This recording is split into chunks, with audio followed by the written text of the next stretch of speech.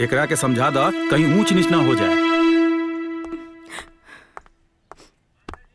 चुप हो जा दीदी, काहे रोता रू?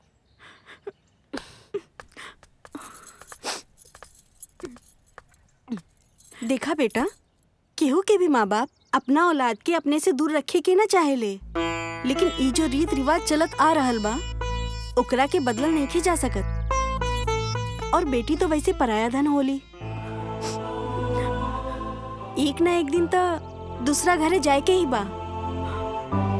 बेटी, ऐसन रिश्ता बड़ा भाग्य वालन के मिलेला। और लोग एगो कहावत कहेले कि जब बेटी सयान हो जाली तो वो माँ बाप के ऊपर बोझ हो जाली, लेकिन सच तो ई बा कि बोझ बेटी के ना गांव समाज के हो जाला। अगर समय से बेटी के ब्याह ना भइल तो गांव वालन के ताना सुन सुन के कान पक जाला। अगर अपना माँ बाप के इज्जत के थोड़ा भी ख्याल होखे तो ई रिश्ता के मना मत करिहा बेटी, समझ में आई? चला ठीक बा। का भाई?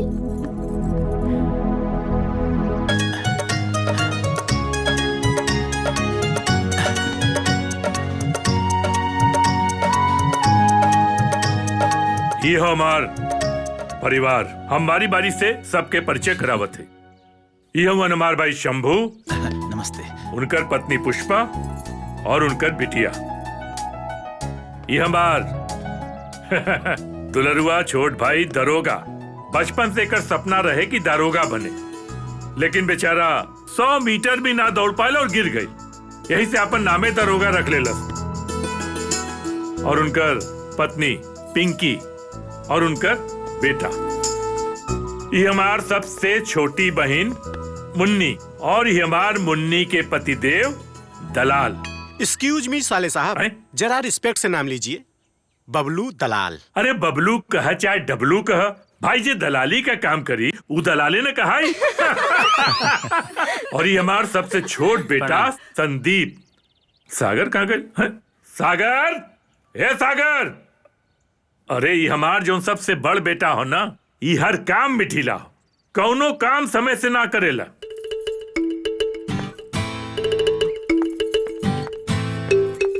ये हमार बड़ साहबजादा बाणन सागर, ये उनकर पत्नी अनामिका, और ये हमार सबसे नटखट, हाँ, ये घरे का चिराग पोता हमार।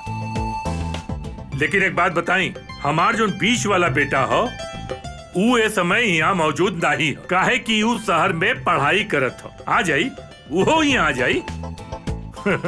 ये रहल भाई हमार परिवार। सर, आपके बहुत बहुत धन्यवाद, अपन कीमती समय देवे खातिर और अपन परिवार से मिलावे खातिर। अब हमने के इजाजत दीजिए। अरे नाना, ऐसे कैसे हो सकेला? रहुआ चाय पानी तो करके जाए ना। चाय पानी होई, जरूर होई, लेकिन मिशन कामयाब होला के बाद। जरूर कामयाब हो जी। ठीक है, प्रणाम प्रणाम प्रणाम। अब बहुत हो गई बाबूजी। भाऊजी के रोज रोज के झगड़ा से बहुत परेशान हो गए बनी हम। अब हमनी के अलग कर दी, जौन घर जायदाद बा बांट दी, ताकि हमहू दो रोटी चैन से खा सकी। देख महेशवा, ये रोज रोज के लड़ाई झगड़ा खाली हमरे मेहरारू के वजह से ना होला, एमे तोरो मेहरारू के भी गलती बा। हाँ, गलती तो हमरे बा। सब केहू अपने मेहरारू की बड़ाई करेला। अते तो बहुत दूध के धुलल बाड़ी। जब से ही घर में आइले हमनी के पानी पिया के रख देले बाड़े। का जाने तोर माई का खा के पैदा कइले बाड़ी। देख ली दीदी, हमरी माई के बारे में कुछ ना बोली, नहीं तो बिगाड़ हो जाई। हमरे माई की जैसन केहू नहीं। हाँ रे, सही कहत बाड़े। सब उनकरे सिखावल जे तू इतना जबान लड़ावत बाड़े। तू कौन चुप हूँ? तू तो जुबान लड़ावत अड़ू। अरे भगवान, तू लोग चुप रहबू कि हम उड़ के चल जाए यहाँ से? रुआ जौन मन करे तौन करी, आज बंटवारा हो के रही। हम इनका साथे एक दिन भी न रहब। तक के खखवाइल बा तोरा साथे रहे के। सुन लीजी, अब हमहू एकरा साथे एक दिन का आधा दिन भी न रहब।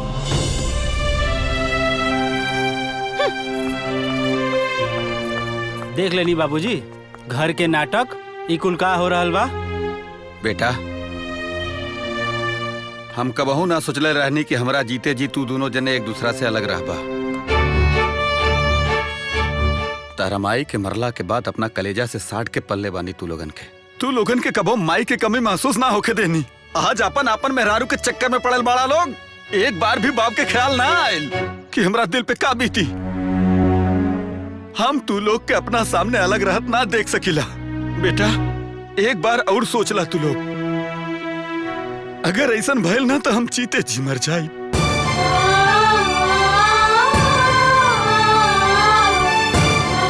ठीक बा, अगर तोहनी के ये फैसला बा तो कल हम अमीन के बुला के बंटवारा करा दे। रुक जा रामू, भूल कर भी ऐसा मत करिए।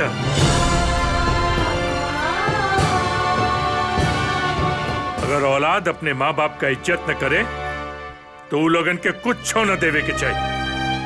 हर माँ बाप अपने औलाद के पढ़ा लिखा के ई लायक बनावेला कि बुढ़ापे में होकर सहारा बनी। और तू लोग क्या करता रहा? अपने अपने मेहरारू खातिर अपने बाप के छोड़ के जात हुआ। शर्म आए के चाहिए तू लोगन की याद है जब तू लोग बचपन में झगड़ा करत रहला, तब ये बाप तू लोगन के मार पीट के, डांट के, समझा के एक साथ रखा। आज जब अपने पैर पर खड़ा हो गया, तू लोगन का बियाह शादी हो गए, तो अपने अपने मेहरारुअन के चक्कर में अपने बाप के साथ ऐसा व्यवहार कर रहा बड़ा। अरे तोरे जैसे औलाद पाले से अच्छा हो एको कुत्ता पाल ले, कम से कम वफादार तो रही। हम तो रामू की बुलावे आ रहे, कुछ काम रहे, पर तू लोगन का नाटक देख के हमारा दिमाग खराब हो गया। रामू जी मालिक। जब टाइम हो के तो हमरे घरे आ जाइए, कुछ बात करे क्या। ठीक बा मालिक।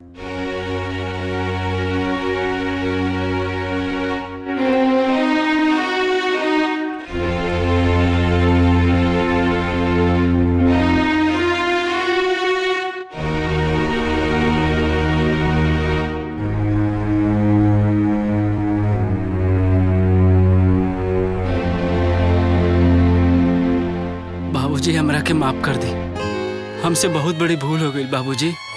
आज के बाद हम कबो रउआ से बंटवारा के बात ना करब।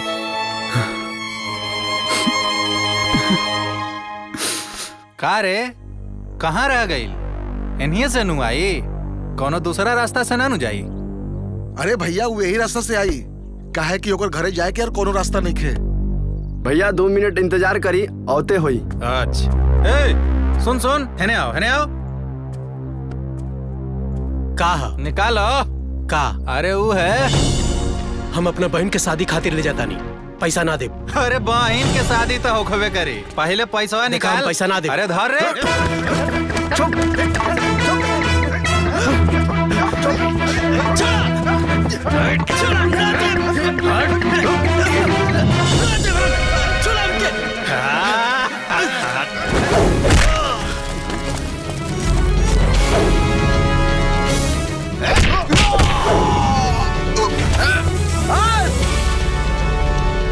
कोनो गरीब के सता के ओकर मजबूरी के फायदा उठावली मर्दानगी ना है। अगर दम बा तो हमरा सामने एगो नोट उठा के देख।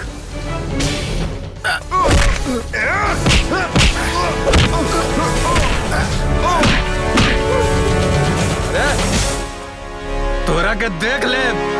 Out bank. धन्यवाद, रंगा वजह से आज हमार बहन के बियाह रुके से बच गई। अरे भाई कोनो बात नहीं है, तू ई सारा पैसा ले जा और अपना बहन के बढ़िया से शादी धूमधाम से कर। जी भैया। अरे भाई ये हमार कर्तव्य रहे। भाई ला बिंदी टिकुली बाली कनबाली झुमका, अब पहन के मारी टाट टाट ठुमका। 1 नंबर के माल, अब पहन के करब बवाल। भौजी हेने आई, एकदम सस्ते के माल, एकदम टिकाऊ माल। एक बार पहनबू बार बार पहनबू, पूरा जिला जवार हिलाइबू। हमार सामान पहिर के जे मर्द के पास जाई, मर्द ओकर जीवन भर गुलाम बन जाई। हर चीज हाजिर बा। बोली भौजी का चाहिए? हमरा के हवाई जहाज चाहिए। जाके दे बा। हवाई जहाज? ए ले छोटवा, नीचे उतर तो। हाय ले, ये हमार इंडियन हवाई जहाज।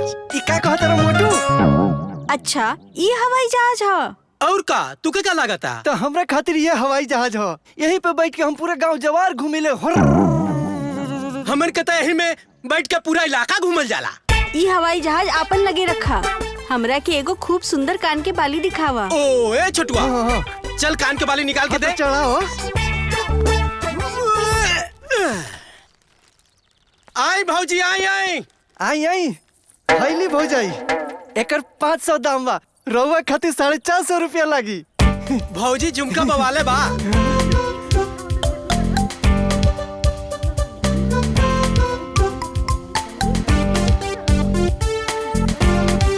ए पार्टनर, मालदार बुझा दिया। अरे वाह, ई तो बड़ा नीक बा। बाकी एकरा के छुपा के काहे रख ले रहला? वो कहा न भौजी कि ब्रांडेड सामान ब्रांडेड भौजाई लोगन खातिर लुकवा के रखल जाला। रउआ जैसन ब्रांडेड भौजाई आई है तो चुपके से देवल जाए उनके। अगर पहन लेबो तो पूरा गांव में गर्दा उड़ी, गर्दा गर्दा। गर्दा मत जाई, गर्दा। जल्दी से माल निकाला, जल्दी। लेकिन 400 से ज्यादा ना दे। अब भौजी हमने के घाटा लग जाई। तब ठीक बा, ले जा, हमरा ना चाहिए। अच्छा ठीक है, देई। अगला दाई वापस कर दे, ठीक बा? ठीक है, हम बाकी पैसा हम आपके अगले दाई लौटा दे। हाँ ठीक। मोटू, हाँ पैसा लाओ यार। चल चल। हाँ भौजाई लोग जल्दी जल्दी बताएं क्या क्या चाहिए। हाँ, रास्ते का माल सस्ते में, रास्ते का माल सस्ते में। देखी सोने से कम नहीं, खो जाए गम नहीं। देखी ना, चूड़ी फूटेगी नहीं, दिहाड़ी छूटेगी नहीं। बड़ी नीमन भाई। हाँ भौजी कहाँ दिखाई, बोली बोली। हाँ दिखाओ ये पार्टनर। हाँ।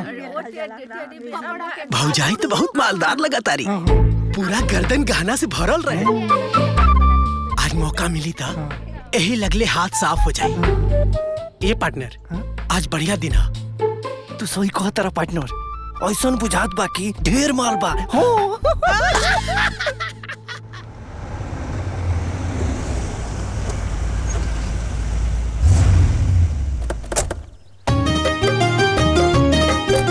अरे बाबूजी, गोड़ लागत है। खुश रह। आज में इतना देरी क्या कर देला बेटा? बाबूजी, रउआ तो जानते बानी भैया के आदत। आज तक कहीं टाइम से पहुंचल बाड़े जे आज पहुंच जाई हैं। पूरा 1 घंटा इंतजार कैनी है, तब्बो ना आइले। इंतजार करत करत पैदले चल देनी, रास्ता में मिलने हैं। अरे बाबूजी, एमे हमार कोनो गलती नहीं है। अब रास्ता में टायर पंचर हो गए तो क्या करती, बनवाए में टाइम लगबे करी। ना बाबूजी, वो कहा कि अच्छा अच्छा ठीक हो, तू एक काम कर, जाके अंदर हाथ मुंह धो के नाश्ता पानी कर। सब लोग तुम्हारा इंतजार करत। अच्छा ठीक बा बाबूजी। संदीप, सामान उठा के अंदर ले जा, समझ ला।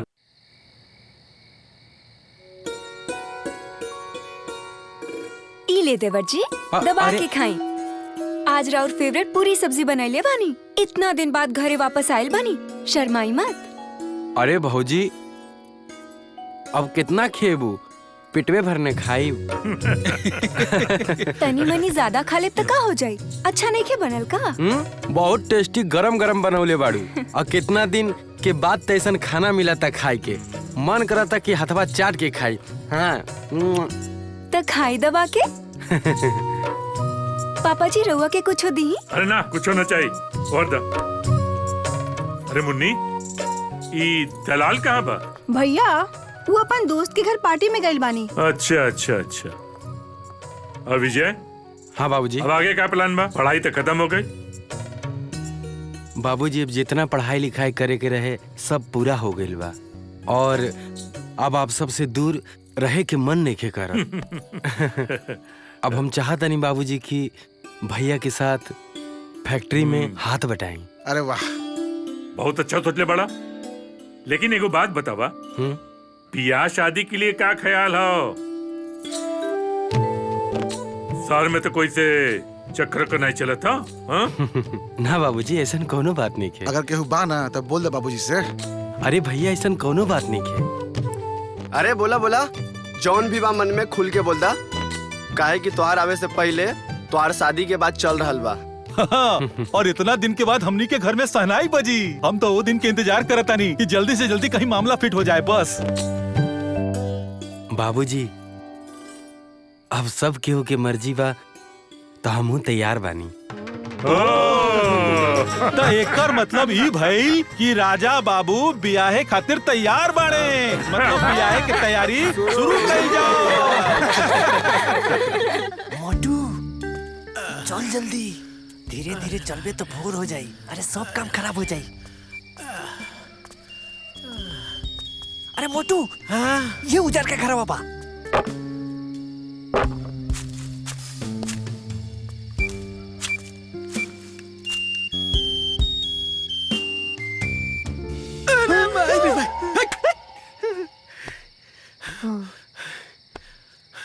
ए छुटुआ, सब कोई सुतल बा। आज अमावस के रात है। अरे ससुरा, आज के दिन अगर चोरी कैला ना, चोरी सफल हो जाए तो समझ लो पूरा किस्मत ही खुल जाए। अब जब ही परा पहले लगला उड़े। देख पार्टनर, हमरा लगे एगो सॉलिड आइडिया बा। कौन आज डी बाबा के पास गई रहनी। अच्छा, कुछ कहला है? हम डी बाबा से एक बोतल दारू से कर ले बानी और 2 गो मुर्गा। डी बाबा कहले बाड़े, तू जा बच्चा, तोहर काम सक्सेसफुल हो जाई। झट से उठ जा, फट से चढ़ जा। अरे बाप रे, ओमे से एगो बोतल हमरा खातिर लेके आवे चाहिए। पार्टनर, एक आइडिया बा। का? हम तोरा ऊपर चढ़ जाता नहीं, ते उठा दे, हम ऊपर चढ़ जाए। हाय सीढ़ी है, सीढ़ी लगा दे। उठाओ पार्टनर। अरे बाप रे।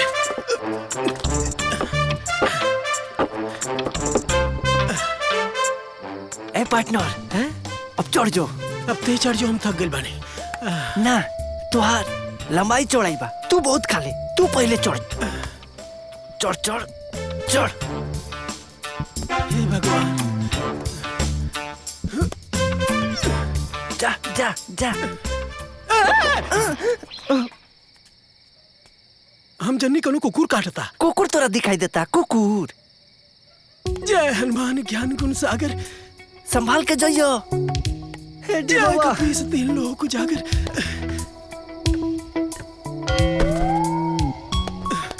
ए छोटू, अब ते हूँ ऊपर आ जाओ। आओ तनी। पार्टनर, हमरा बहुत डर लगता। का है? पहली बार इतना ऊंचा चढ़ता नहीं, हमरा से ना हुई। इतना ऊपर चढ़ा तारे लगा था, ऊपर जाता रे मोरे है।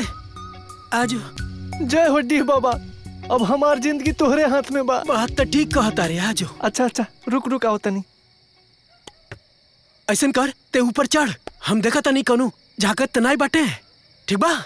ते चढ़, हम आओ तनी।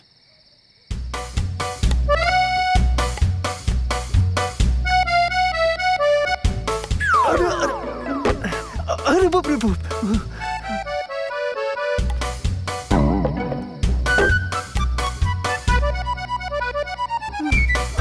अरे पार्टनर, गिर गई रे बाप। अरे मोटू, ए पार्टनर, अरे बचा ले रे। ए पार्टनर, अरे मर गई नहीं रे। का भेल रे? अरे हमार कमर टूट गई रे पार्टनर। पहले ही जतरा खराब कर देले। ऊपर चढ़ चढ़ चढ़ चढ़ चढ़। रुक रुक रुक रुक, कोनो जुगाड़ लगाओ तनी। वहीं रुक।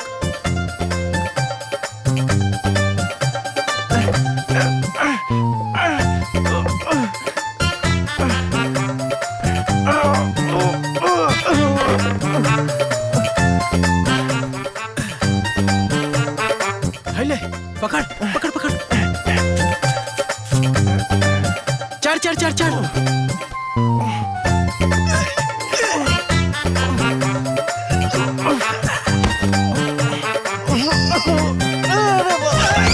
अरे कौन है रे? छत पे कौन है? आई बाप, लगा तो कोनो चोर घुसल बा। ए, आओ लगो, चोर, चोर आइल बा।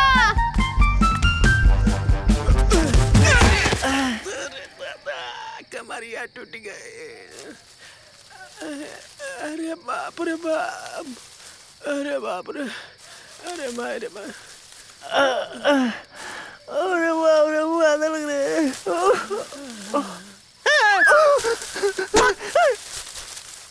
अरे कौन है रे? लगा तो कोनो चोर घुसल बा। ए, आओ लगो, चोर, चोर आइल बा।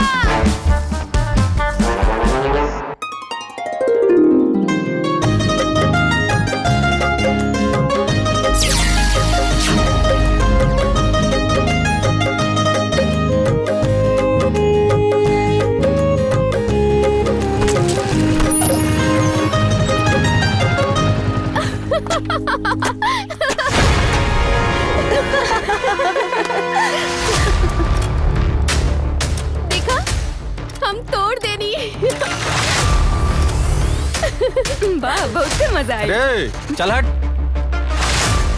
जितना जोर से हमरा के मारले हवे उतना जोर से हम मारम त कैसन लगी? हम जानबूझ के ना मरनी है, अनजाने में लग गई है। हमहू जानबूझ के ना मारब।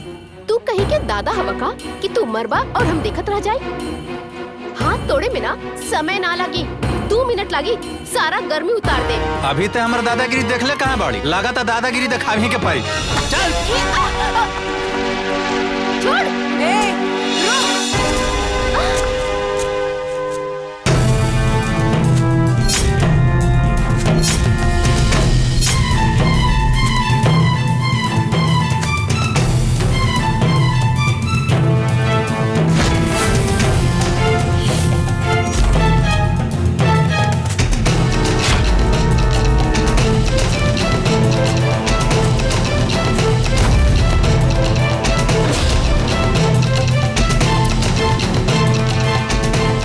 हमार इलाका है, इहवा सिर्फ और सिर्फ हमार चलेला।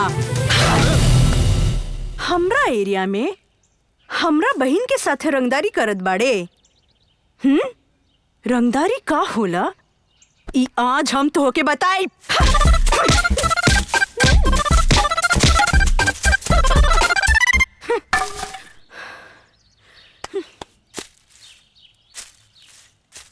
वाह दीदी वाह, मजा आ गई। का पिटाई कैलू है, यकीन नहीं खे होखत। बिना हमरा बतौले तू लोग एजा अकेले चल अइलू ह। हम ना आइल रहती तो का होइत? कुछ ना होइत। हमरा पूरा यकीन बा कि हम जहाँ भी मुसीबत में पड़े नी, हमार बहन दुर्गा बन के हाजिर हो जाली। भगवान ऐसन बहन सबके देवे। आई लव यू। छोड़, हाँ आजा।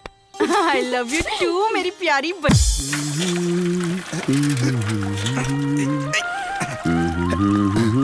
रमाशंकर जी, ए रमाशंकर जी। जजमान, रमाशंकर जी नहीं का? जजमान सुनाई नहीं खे दे, बहिर हुई। आहिर नहीं खी, हम बनिया बानी, ठीक बा?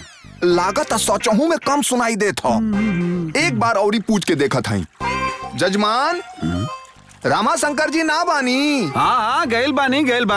एक बार गैल रहनी, बहुत मजा आयल। रहुओ चली, बहुत मजा आई। हे प्रभु, एकरा से कुछ देर और बात करब तो रहुआ लगे हमें देर ना लागी। मुंह का देखा ताड़े, पानी डाल।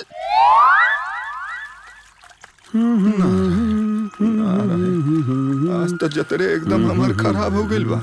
रोज हम सबके जतरा बतावे नी। अरे पंडित जी, गोर लागी। खुश कहाँ रही, जाता खुश नी रही। महाराज? आई बैठी। हाँ, प्रणाम। बैठी।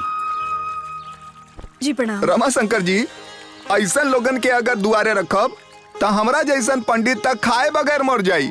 काहे कि न रउआ से मुलाकात होई, न कोनो दान, न कोनो दक्षिणा मिली। अरे पंडित जी, वो तनी कम सुनेला। हाँ। अरे तनी पंडित जी खातिर पानी ले आवा। हाँ, अबही लावतनी। पंडित जी, कहीं आगे बात बढ़ल की ना? रमाशंकर जी, जौन फोटो आप देले बानी ओसे कहीं मामला बनल ना।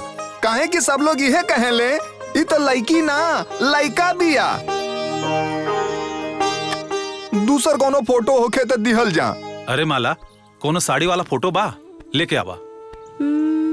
एल्बम में देखेगी पड़ी शायद। ओकर एक फोटो हुई। पिछला महीना अपन सहेली के शादी में गईल रहे, जबरदस्ती कुल साड़ी पहना देले राली। देखा तानी, रुकी लावत ले आवा। पंडित जी, ओकरा के हम समझा के हार गई बानी। अब लड़की सयान हो गई बिया। कहनी के लड़का वाला रहन छोड़ दे, लेकिन वो माने के तैयारे नहीं खे। अब कैसे ओकरा के समझावल जाए? हाँ। रउआ बताई।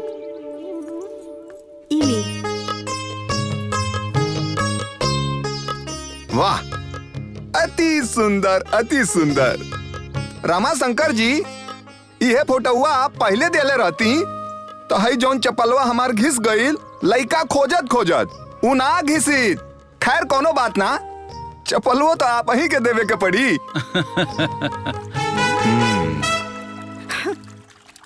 काहो बुढ़ो, तू फिर आ गईला?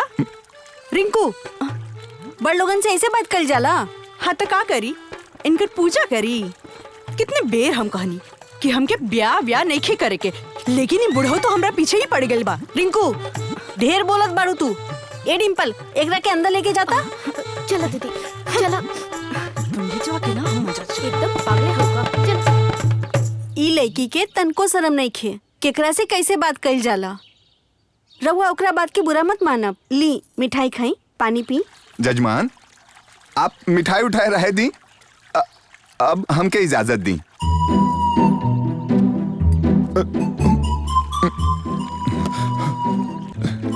लागत था कि अब मामला बन अब हो जाए। जाएगा। हाँ, ठीक कहता नहीं ना।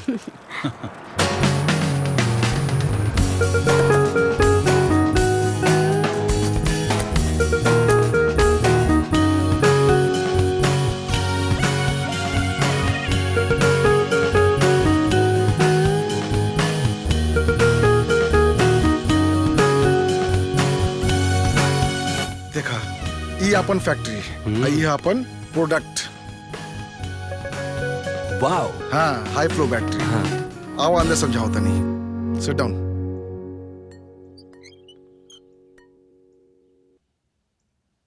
और यह तहार कुर्सी। हमार कुर्सी? अरे भैया ये पर तो तू बैठे है ना। अरे बैठत रहनी, लेकिन अब तू बैठवा। काहे? काहे कि हम चाहता नहीं ये ऑफिस के कारबार अब तू संभाला और हमरा इस सब से छुटकारा मिल जाओ। इतना दिन से टेंशन ले लेके ना हमार दिमाग पाक गल बटे। यही हम चाहता नहीं। अरे भैया बैठा बैठा बैठा। ई टेंशन अब तहार, ठीक बा? अरे भैया वो तो ठीक बा, बाकी हम ही सोचता नहीं कि इतना दिन बाद हम गांव आइल बानी। तनी गांव घूम ली, अपना दोस्त यार से मिल ली और तनी हरियाली उरियाली देख ली। ठीक बा, देखा ना कोनो दिक्कत नहीं के। आज भर देख ला, काल से तारा एजा बैठे के पड़ी। ठीक बा भैया, हम जाता नहीं। पंडित जी, लड़की तो बहुत अच्छी भी है। अब कुल खानदान भी अच्छा होके ना तो बात आगे बढ़ाई। लो देखा। कुल खानदान के चिंता मत करी जजमान, काहे कि दोनों परिवार के मेल एकदम सही बैठा था। यही से ई रिश्ता रउआ लगे लेके आइल बानी। अच्छा। पंडित जी रउआ बात पे कैसे भरोसा कर ली? पहले जाके हम तलाशी करब, ओकरा बाद बात आगे बढ़ी। और हाँ, एक बात और पंडित जी, दान दहेज के बात पहले कर लिया, काहे कि लड़का के पढ़ावे में बहुत पैसा खर्चा हो गई बा। बोले ना तू। हाँ। एकदम चुप रहा, समझ ला। पंडित जी जी कहो कि हमके दान दहेज एकदम न चाहिए। आप कोनो दिन तारीख अच्छा देख के लड़की देखे के बात कर ला, है ना? हमके बस लड़की अच्छी चाहिए। अच्छा। जो हमारे घर परिवार के अच्छा से संभाल। अच्छा तो ठीक बा, हम वो लोगन से पूछ के दिन तारीख बताओ तानी और अब आज्ञा दी जाए के। ठीक ठीक। प्रणाम। प्रणाम। का दहेज वहेज के बात कर रहे तू लोग हैं? अरे भैया हम तो बस ऐसे ही कहनी है। प्रणाम खुश रहा बेटा, खुश रहा। ब्याह जल्दी होई। ला ये भी आ गए। हाँ बेटा, बहुत अच्छा समय से इला बेटा। वो कहो ना कि पंडित जी आए रहे, लड़की का फोटो दिखाए। भाई हम लोगन के तो लड़की बहुत पसंद भी है। तो हो फोटो देख ला, बतावा। दा हो फोटो दा, तू देख ला और हमनी के बतावा, ठीक है ना? ठीक बा। चलो आवा। हाँ चली चला आवा। अच्छा तू ही हमारे सपना की रानी बाड़ू। ऐसे तो तहरा में कोनो दिक्कत दिखाई नहीं खे देत, बाकी एकदम परफेक्ट बाड़ू। हम चाहतानी कि वो पंडितवा के ऐसन सबक सिखावल जाओ कि फिर कबो वो दोबारा हमरा ब्याह के चक्कर में ना पड़े। तू बेचारे के चक्कर में झूठे पड़ल बाड़ू। अरे कबो न कबो तार ब्याह तो होई ना। देख डिम्पलवा तू चुप रह। हमरा अंदर ब्याह वाली कोनो फीलिंग्स नहीं है और ना ही प्यार मोहब्बत वाली। अच्छा एगो बात बतावा, ते जब मुसीबत में रहली तब हम तोहर साथ देनी की ना? देहलू। तो अब हम मुसीबत में बानी, तू हमार साथ देबी की ना? देम बाबा। और तू लोग? हमने कहता हमेशा तोहरे साथे बानी, तू बस आदेश दा का करे के बा। उहे तो दिमाग लगावे के पड़ी। ऊ देखा लोगिन, आ गई पंडितवा। बस तू देखत जा दीदी, हमनी के खेला ए चला सन।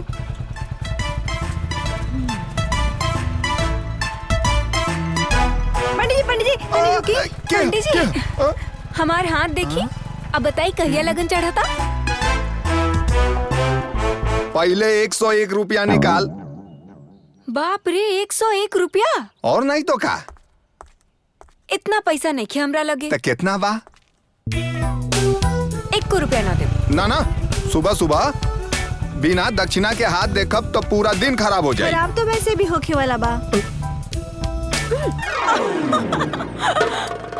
अरे अरे अरे बाप रे, अरे भगवान, अरे अरे अरे कौन? अरे हमार चश्मा। ये दोनों छोकरिया हमके पहाड़ा पढ़ा के चल गईली। मजा आ गई। ये पक्का रिंकुए के काम होई। हमहू देखा तानी कितना दिन हमरा के बेवकूफ बनावेलू। अब की बेर तोर बियाह करवाई के छोड़ब। हाँ, हाँ। अरे बाप रे बाप, केने जाई? चश्मा तो है नहीं के, लौकत कुछ नहीं के, लेकिन जाए के तो परबे करी। जय हो। अरे अब्बा! अरे मर गईली।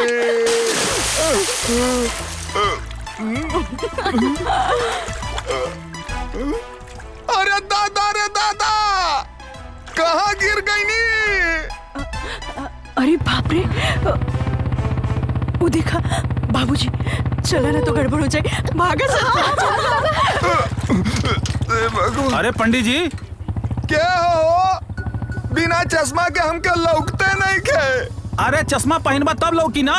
अरे का बताई जजमान, वो दोनों छोकरिया हमार चश्मे गायब कर देली।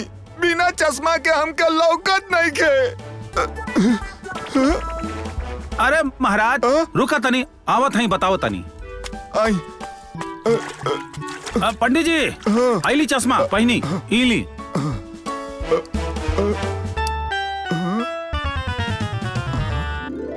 अरे रामा शंकर जी। हाँ रउआ देखी अपना बेटी के करतूत, हमरा जान के पीछे पड़ गई बिया। खैर कोनो बात ना, हम रउए घरे जात रहली। अच्छा राजवीर जी के जाना तानी? हाँ जाना तानी।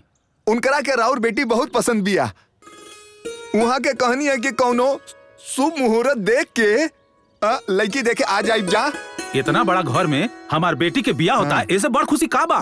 दान दहेज के कुछ बात भइल? अब ओकर चिंता ना करी, उनकरा के राउर लड़की चाहिए, दहेज ना। अच्छा तो हम अब जातानी, नहा धो करके कोनो शुभ मुहूर्त देख के हाँ हम बतावतानी। ठीक बा, आप जाई। ठीक बा पंडित जी, जाई नहा धो के आई। अरे दादा रे दादा, आज तो सगरी जतरा बर्बाद हो गई हमार। का करी हम? बाप रे बाप, चल रे। अरे दादा रे भगवान। हम कितना बार तू लोग से कही कि हमरा ब्याह नहीं खे करे के। दिमाग खराब बका तोर? ब्याह ना करी है, अपन उम्र देखा तारी, देखा था नहीं कैसे न करेले। रिंकू, हर बात पे जबान ना लड़ाओ जला, जवान लोग कहे मान ला। देखा था नहीं एकर रहन कैसन हो गइल बा। देखा कल दिखारू आवत आरे, कल के मुहूर्त बा, एकरा के समझा दा कहीं ऊंच नीच ना हो जाए। चुप हो जा दीदी, काहे रोता रू?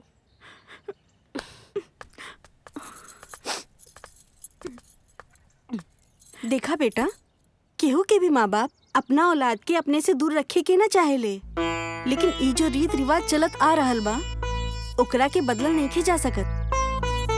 और बेटी तो वैसे पराया धन होली, एक ना एक दिन तो दूसरा घरे जाए के ही बा। बेटी, ऐसन रिश्ता बड़ा भाग्य वालन के मिलेला। और लोग एगो कहावत कहेले कि जब बेटी सयान हो जाली तो माँ बाप के ऊपर बोझ हो जाली, लेकिन सच तो ई बा कि बोझ बेटी के ना गांव समाज के हो जाला। अगर समय से बेटी के ब्याह ना भइल तो गांव वालन के ताना सुन सुन के कान पक जाला। अगर अपना माँ बाप के इज्जत के थोड़ा भी ख्याल होके तो ई रिश्ता के मना मत करिहा बेटी, समझ में आई? चल चला, ठीक बा। का भाई?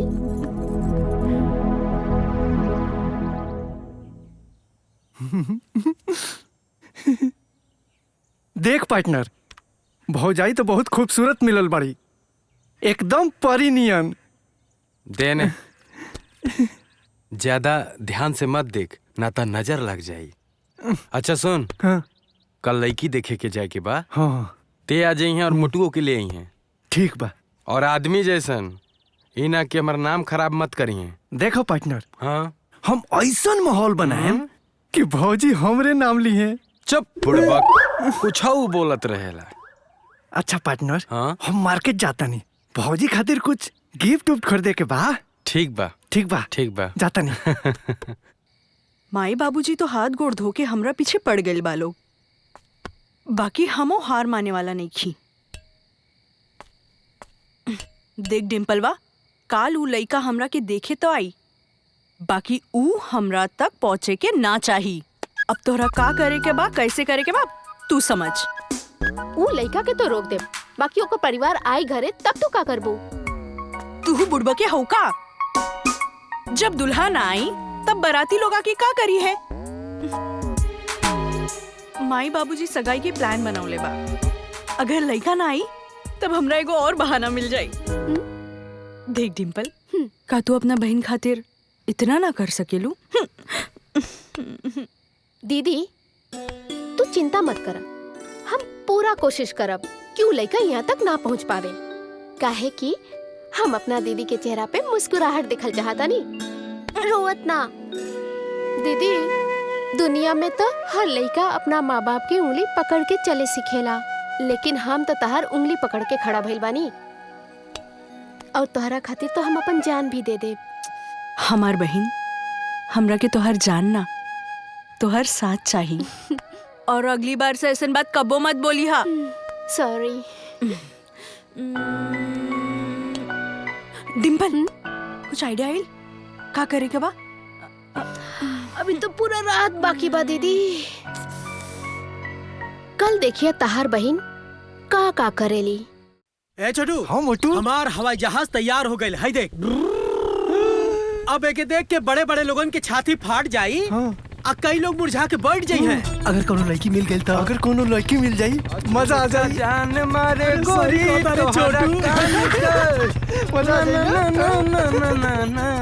अरे विजय भैया आ गए। नहीं विजय भैया का हो? अरे तू लोग एजा का करत अड़ा? और ये सब का है? ए लौकत ना बका है, हमन के देसी हवाई जहाज है। लेकिन ये जहाजिया उड़ी कैसे? उड़ी कैसे? अब चला सन सन सन सन सन सन भागी। बाकी सुन ला, हमार बेइज्जती हो जाई, रास्ता में लोग देखी तो का कही। डोंट टेंशन, नॉट फिकर, तोहर बेइज्जती खराब नहीं होए दे। तू हमनी के 20 लगी पहले ही छोड़ दिया। तू धीरे धीरे चला, हमन के अपना जहाज से आवता नहीं, आइब ते आइब, जहाजिया से आइब। अच्छा ठीक बा, चल।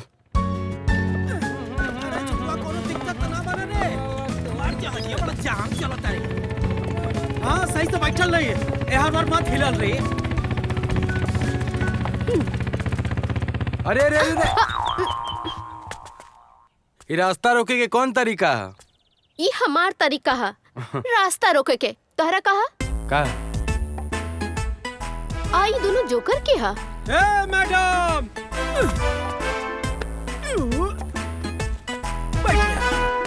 अरे खड़ा हो जाओ।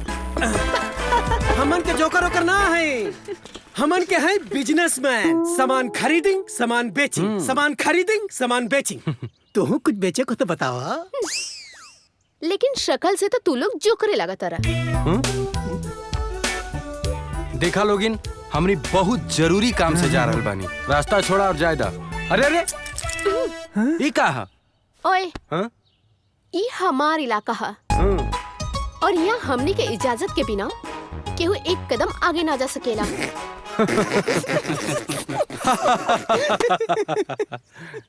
पार्टनर, हम कुकुरन का इलाका सुनले रहली। आजकल लड़कियों की इलाका होला का? ठीक को तरह पार्टनर, ठीक को तरह। अब हमनी के जाए के इजाजत दा। ना, इजाजत ना मिली। पहले ही बतावा कि तू लोग जात कहाँ बड़ा जा। ये बात मोटू बताएगा। ई जाता रे अपन मेहरारू देखे और हमनी के भौजाई। तो एक काम करो जा। कौन काम हो? दूसरे रास्ता से चल जा। अभी हम जाता नहीं गुल्ली डंडा खेले। बोलो गुल्ली डंडा? कब तक गुल्ली डंडा खेलबू? तनी हमनियों के मौका द खेले के। अरे दूसरा रास्ता तो हमने पते नहीं खे। तो हम का करी? पूछ लिया के हुआ और से। ए मैडम तू ढेर बोला तारू। अब तो हम यही रास्ता से जाए चाहे केकरो इलाका हुई, ठीक ना? चाबी दा। चाबी चाहिए? हाँ चाबी दा। तो फिर ले जा। अरे यार तो हम लड़की देखे कैसे जाए रे? ऐसा बहुत तिजोरी तुल्ले बानी। चल चल चल उतर। छोटू मोटू चल।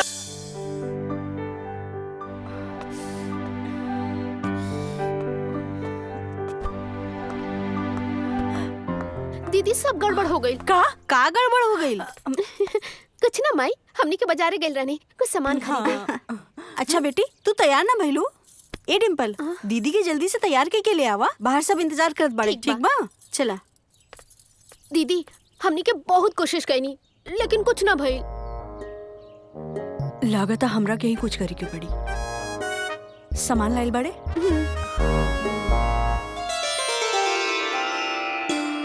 चलो चलो अब चलो। लड़की बहुत बढ़िया भी हो। बहुत बढ़िया बाड़ी।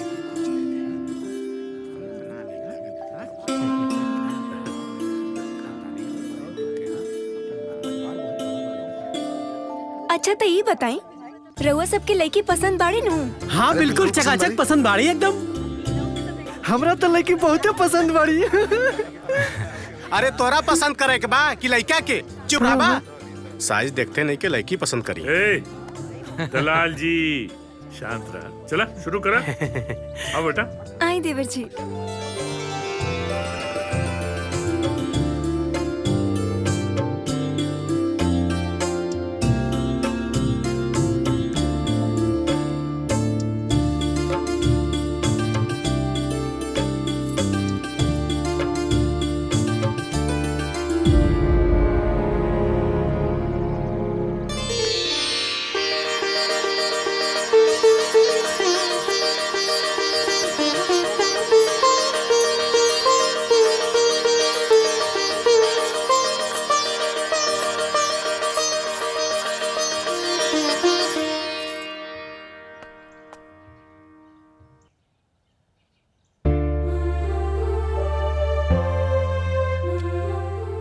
रिंकू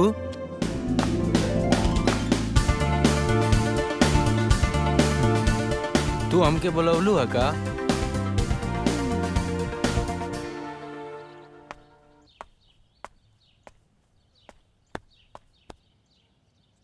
जला के दा। हम सिगरेट ना पी ले। लेकिन हम तो पियनी। जला के दा। अरे जब हम सिगरेट पियवे न करे नहीं तो हमारा पास माचिस कहाँ से आई?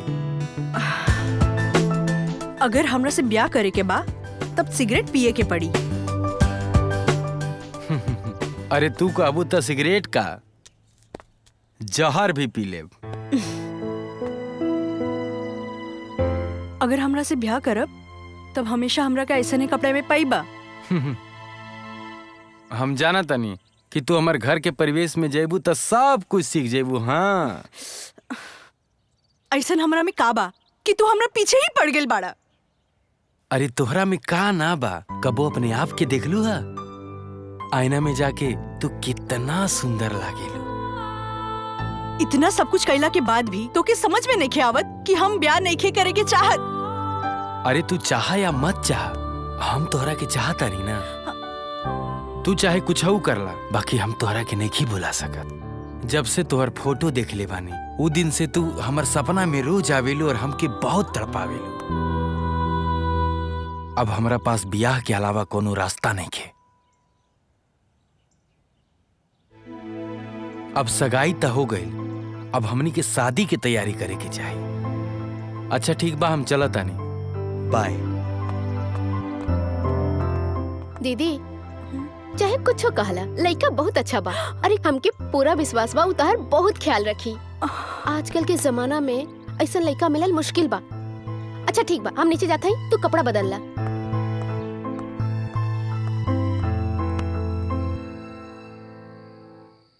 का जी, अरे अब तो बियाहो तय हो गईल। और रउआ से हम हर दिन कह रहल बानी कि बंटवारा के बाद कर ली, लेकिन रउआ के कोनो परवाहे नहीं के पड़त। अरे हमनियों के बेटी बिया, ओकरो बियाह शादी करे के बा। अरे वो सारा पैसा अपन बेटा पर लुटा दिहन तो हमने के का मिली? रउआ के चिंता बा? बहुत चिंता बा, लेकिन इस समय भैया से कुछ कहल ठीक नहीं है।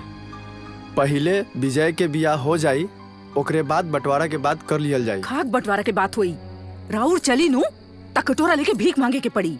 ऐसा नौबत कभी ना आई। उ कहा ना, भैया हमनी के इतना लाड़ प्यार से पल्ले बाड़े, उनके सामने बोले की हिम्मत ना होला। रउआ लगे हिम्मत नहीं खे त कह दी, हम जाके भाई साहब से बात करब। अभी रुक जा, समय आवेदा, हम खुद बात कर ले। अब तोहरा के बीच में बोलला के कोनो जरूरत नहीं खे। बाबूजी ना एकदमे पगलाई ही गेल बाड़े। जवन जवन उ पंडितवा सिखावता उहे करत बाड़े। बतावा, इतना जल्दी ब्याह के दिन रखी की का जरूरत रहे? तुरंते सगाई, तुरंते ब्याह। मन तो करता ना कि ये सब छोड़ के कहीं भाग जाई। गुस्सा थूक दा दीदी, जवन होके के रहे उ हो गई। अब हाथ गोड़ पटकला से कोनो फायदा ना होई। हाँ हाँ, ते तो इहे चाहते बाड़ी कि हम ये घर छोड़ के चल जाई। लागत आना कि हम तोहरा भी कपारे पे ना बोझ बन गए बानी। सब केहू हमरा के भगावे के चक्कर में लागल बा, केहू हमरा साथ देवे वाला नहीं खे। ऐसे काहे कहता रू दीदी? का हम तोहरा बिना अकेले रह पाए?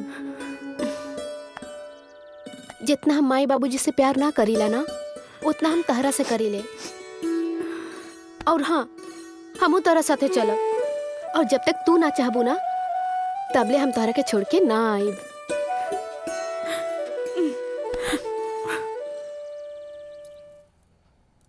बैठी। भाई तारा दुकान में जो सबसे सस्ता साड़ी होके ना, वो दिखावा लोग के। मजाक करत बानी। सुना, तनी बढ़िया वाली साड़ी दिखावा लोग के।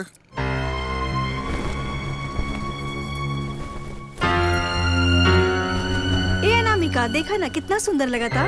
बहुत ही सुंदर बा। दुल्हन पहनिए तो सुंदर लागी ना। ए भाभी, देखा ना सुंदर बा ना। बढ़िया बा। हाँ हो, ठीक है बा। अरे ये बहुत महंगा पड़ी, कम से कम 20,000 के। कोनो बात ना, पैक कर दिए एकरा के। ए भाभी, तू कुछ ना लेबू, कुछ ले ला।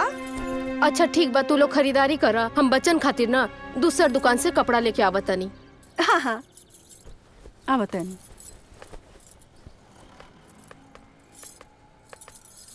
दिखाई दिखाई। देख ले लो, हमनी के बेइज्जती करावे खातिर ले आइल रहले। अरे आज तक 5,000 के साड़ी हमनी के शरीर पे ना बा, और उन्हीं के 20,000 के खरीदा था। रउआ तो जानते हो खब दीदी, हमर बिहौती डाल पड़ के साड़ी बस 5,000 के गईल रहे। पूरा पट्टीदारी में हमर इज्जत मरा गई कि कितना सस्ता साड़ी ई लोग लेके आइल बाड़े। एक काम करा, हमनियों की यही लगले ना 2-4 गो महंगा महंगा साड़ी ले लेवे के। तू तो जानते बाड़ू, हमनी के मर्द कितना मुंह चोर बाड़े। कब्बो हमनी के इतना महंगा साड़ी नईखन खरीद ले। ठीक बा, एगो काम करी दीदी, रउआ जाई और बढ़िया बढ़िया महंगा महंगा साड़ी हम दोनों खातिर पसंद करी। हाँ, हम बच्चन के कपड़ा लेके आवतनी। जाई रउआ। ठीक बा। अरे भैया, ये देखी, ये साड़ी बहुत बढ़िया बा। अच्छा बाना, ये ठीक बा। का भइल भाभी, कुछ ना मिलल का? अरे ना हो, उखने लायक ना रहे, छोट बच्चन लायक कपड़ा रहे। ओ, कैसा लगल ये? ये कितना के बा भैया? ये कम से कम 8,000 के पड़ी। अरे बाप रे, तो बहुत ही महंगा। ले ला, कोनो दिक्कत नहीं है। दोसर दिखाई। अरे भौजी, सोचे क्या बात बा, ले ला, तेरा बहुत सुंदर लगी। ठीक बा, पैक करी। हाँ। अरे का भइल, अभी कुछ पसंद ना आइल का? हाँ, रखा। अरे हम तोहरे इंतजार करत रहनी। ए दुकानदार भैया, तनी महंगा महंगा साड़ी दिखावा। हाँ, ये देखी। ये देखा, अच्छा बना। ये कितना के हा? 20,000। एक पैक कर दो, पैक कर दो। हाँ हाँ, पैक ठीक कर है, दो। पैक कर दो। तनी और बढ़िया बढ़िया साड़ी दिखावा। ये तोहरा पे बहुत ही अच्छा लगी। एहो के पैक कर दो। कौनो बहाना न चली। लड़का का बियाह हो तो टाइम से आए के हो, बस हमें जौन कहे के रहल हम कह देली। हाँ ए कहाँ जात हुआ? काम हो गल ना सब ठीक से? हाँ भैया सब हो गई। अच्छा एक काम करा, तनी उन लोगन के फोन मिलावा। सवेरे से लोग कपड़ा कीने गए हो, अभी तक कपड़ा ना किनाल का लोगन के। अरे भैया जहाँ मेहरारू खरीदारी करे जाली वहाँ से इतना जल्दी कैसे ही है? अगर 2 गो कपड़ा खरीदे के होला तो पूरा दुकान उलटवा देली तब वो पसंद ना आवेला। और यहाँ तो पूरा घर भर के खरीदारी करे कहा, इतना जल्दी कैसे आ जाइए? सही कहता है भैया, तबे तो वो लोग के साथ ना गई नहीं। हाँ बहुत अच्छा कहला, बहुत समझदारी का बात कर। जी मालिक बोली। हाँ देखा, गांव में जाके सबके बोल दा कल बाराते चले के। अच्छा कोई घर छूटे के न चाहिए, समझ गए ना? जा ठीक बा मालिक, हम अबे सबके बोल के आवत अरे जा फटाफट जा। सुना हाँ? हम विधायक जी के यहाँ जाते ही न्योता देवे। हाँ, अब तक ठीक घर बा। पर सब काम निपटा दिए, खाली मत बैठे। ठीक बा भैया। हाँ चलो जल्दी चला।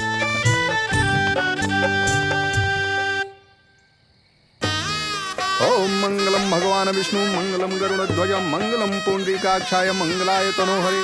ओम शांताकारं भुजगशयनं पद्मनाभं सुरेशं विश्वाधारं गगनसदृशं योगनिद्यां गम्यं वन्दे विष्णु भवभयहरणं सर्वलोकैकनाथम्। ओम सर्वमंगलमांगल्ये शिवे सर्वार्थसाधिके शरण्ये त्र्यंबके गौरी नारायणी नमस्तुते। ओम जयंती मंगला काली भद्रकाली कपालिनी दुर्गा क्षमा शिवा धात्री स्वाहा सुधा नमस्तुते। ओम अग्नि स्वाहा, यहाँ आहुति समर्पित करिए। ओम गजाननं भूतगणाधि सेवितं कपितजम्बूफलचार भक्षणं उमासुतं शोक विनाशकारिकं नमामि विघ्नेशपादपङ्कजं। यहाँ रख दी। अब दूल्हा दुल्हन 7 फेरों के लिए खड़े हो जाए। या देवी सर्वभूतेषु शक्तिरूपेण संस्थिता नमस्तस्यै नमस्तस्यै नमस्तस्यै नमो नमः। मंगलम भगवान विष्णु मंगलम गरुड़ध्वज मंगलम पुंडरीकाक्षाय मंगलाय तनोहरि।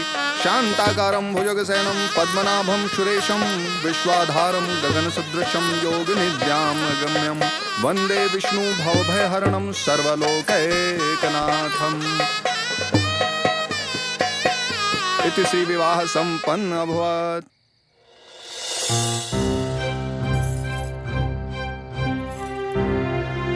पता ना का पहना देले बाड़े सन, लागत आ कि पूरा देह बंधा गेल बा।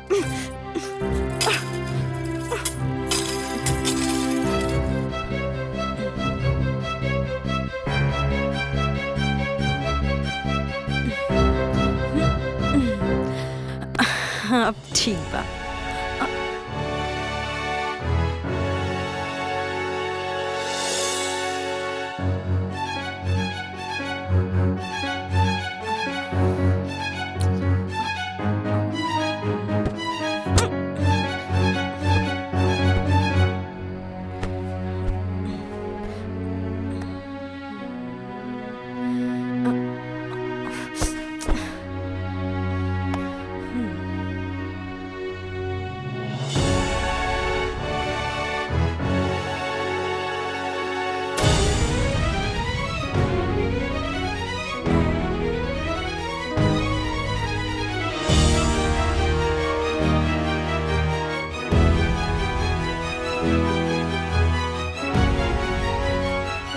सुहाग रात में तो हर एक पत्नी अपना पति के इंतजार घूंघट में करेली, बाकी तो हाफ पैंट में सुतल बाड़ी।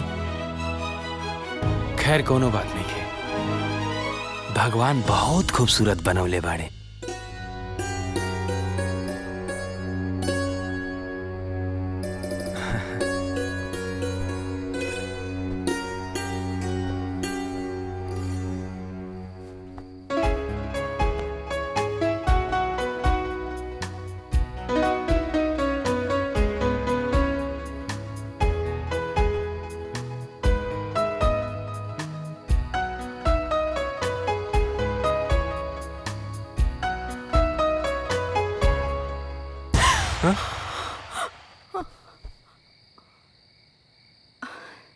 रवाई का करे तानी?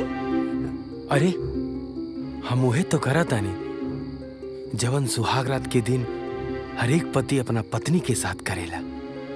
हमरा और पत्नी उतनी ना है। हाँ? अरे ये कैसन मजाक करत ताड़ू? हमनी के बियाह भइल बा, बियाह भइला के बाद हर एक पति के अपना पत्नी पर इतना अधिकार होला कि अपना पत्नी से प्यार कर सकेला, छू सकेला। हम कहले रली का कि हमरा से आके ब्याह करी।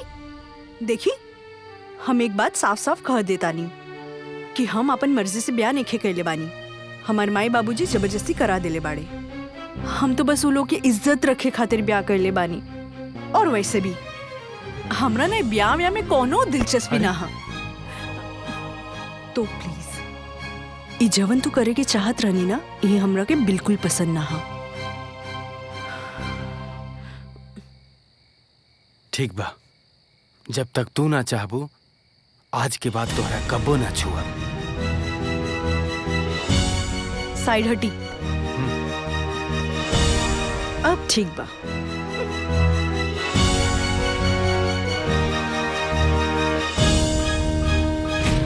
जय गणेश जय गणेश जय गणेश देवा, माता जगती पार्वती पिता महादेवा।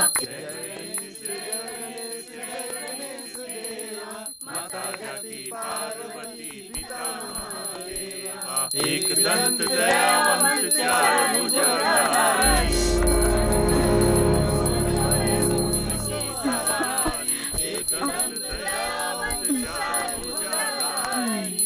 मस्त सिंदूर सोहे ऊंट की सवारी।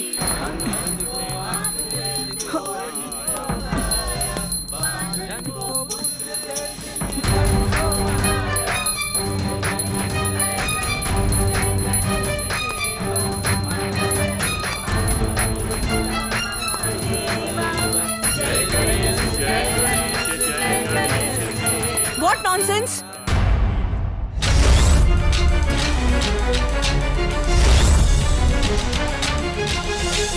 इतना जोर जोर से गाना गावे की का जरूरत बा?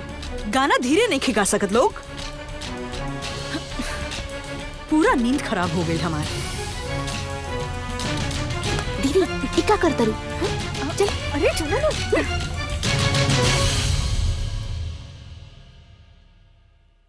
विजय, का होई सब? तू अपने मेहरारू के घर का चाल चलन, मान मर्यादा, पहनावा कुछ न बतौला। आज तई गलती हो गल, आगे से न होए की चाहिए।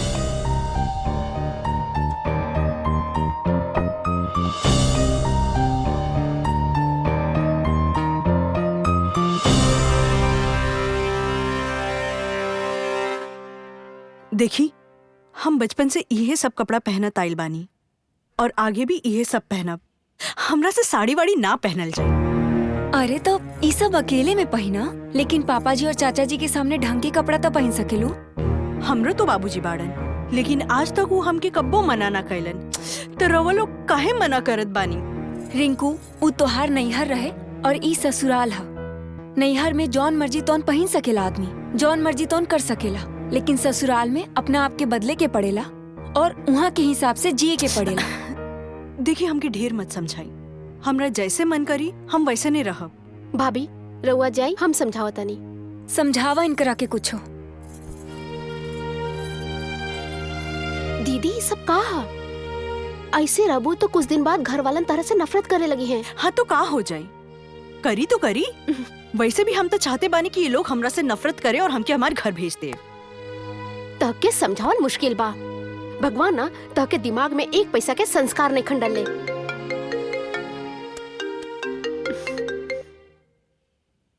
हाँ माई, प्रणाम। खुश रहा। का हो, का समाचार बा? सब ठीक बा माई। रिंकू कैसन बाड़ी? दीदी भी ठीक बाड़ी। तनी बात करावता। ला। हाँ माई, प्रणाम। खुश रहा हमार बेटी। कैसन बाड़ू? माई और बहुत याद आवता। अब वही त एके दिन भइल तोहरा के गईले, 2-4 महीना रहबू तो सब ठीक हो जाई और हमनी के याद भी कम आई। अच्छा सुना, डिम्पल के फोन आइल रहे कॉलेज से। परसों से ओकर प्रैक्टिकल के परीक्षा शुरू होखे वाला बा, तो काल कैसे हूँ ओकरा के भेज दिया। अरे हम डिम्पल के बिना कैसे रहब? बेटा, 1 हफ्ता के तो बाद में फिर चल जाई। तारू। अच्छा सुना, तोहर बाबूजी बुलावता रे, हम जाता नहीं। का भेल दीदी? इतना उदास काहे हो गेलू? परसों से तोहर प्रैक्टिकल के एग्जाम शुरू हो जाए, तोहरा घरे जाए के पड़ी। ते में इतना उदास होके वाली का बात बा? आखिर वो तो जरूरी बा ना, हमर प्यारी बहन। तू चिंता मत कर, तू जब बुलाइबू हम दौड़ के तारे लगे चलाई। हमरा के तो बुझा गइल कि एकरे अंदर संस्कार नाम के कोनो चीजें नहीं थी। बेकार लड़की बिया। हमरा के तो लागता कि पूरा घर के सत्यानाश करिए के छोड़ी। कपड़ा तो ऐसे पहना दिया जैसे अमेरिका से आइल भी आई। ए भाभी, जितना जल्दी होखे ना हमनी के आपन हिस्सा लेके अलग हो जाए के, ना तो एकरा साथे साथे हमनियो सब बदनाम हो जाए। अरे हमरा तो ई डर लगत अटे कि अगर एकर पहनावा के बारे में गांव जवार के कहीं पता चल गइल तब बड़का भैया के ना इज्जत बनल बनावल ना सब माटी में मिल जाए। जब लियाइल बाड़े तब बुझी है। हाँ। हमार छोटकी बहन के बेटी खराब रहे। अरे कहानी कितना बार कि विजय के शादी ओकरा से करा दी, लेकिन ये बुढ़वा हमारे को न सुनलस। अब लियाइल बाड़े भुगतस। वाह, कितना सुंदर बाईजा के नजारा। यही बात पे एगो सेल्फी हो जाए।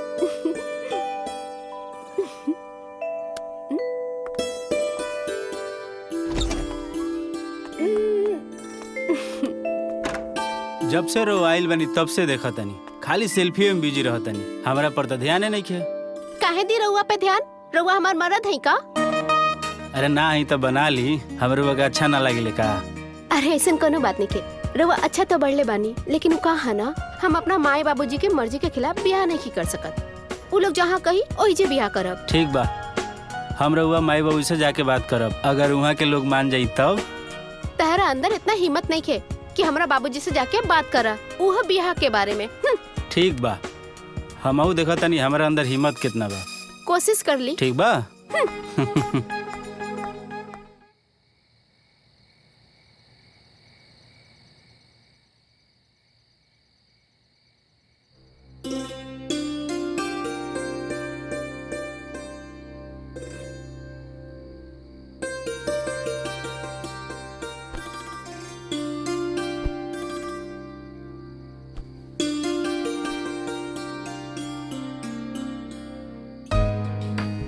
भगवान जब केहू के सुंदर बनावे ले ना तो ओकरा में कोनो न कोनो कमी जरूर छोड़ देवे ले। जैसे कि तोहरा बहुत सुंदर बनोले बाड़े, बाकी तोहर गुस्सा नाके पे रहेला। पता ना तोहरी गुस्सा कब प्यार में बदली।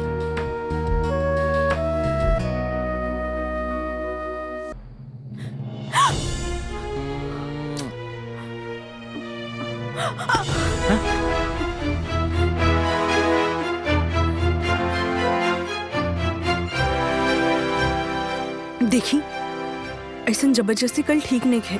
अरे रवो वादा कल रहनी ना कि बिना हमारी इजाजत के हमके छुअब ना। फिर कहाँ गई वो वादा? देखा, हम तो के जानबूझ के ना पकड़ ले रहे। उ कहा ना तू बहुत सुंदर लागत रहो, ऐसे हमके बर्दाश्त ना भाई। और हम सपना में तोहके पकड़ ले रहे, और ये सपना हकीकत में बदल जाए हमरा पता ना रहे। ऐसा सपना ना ही देखी तो ठीक रही हमनी खातिर। अच्छा सुनी, कल डिम्पल के घरे जाए के बा, केहू से भेजवा दी। अरे अभी तो डिम्पल के अइला 2 दिन भयबे कइल बा। परसों से ओकर एग्जाम बा। ठीक बा, हम संदीप के कह के भेजवा देता नहीं। ठीक बा, सोच जा।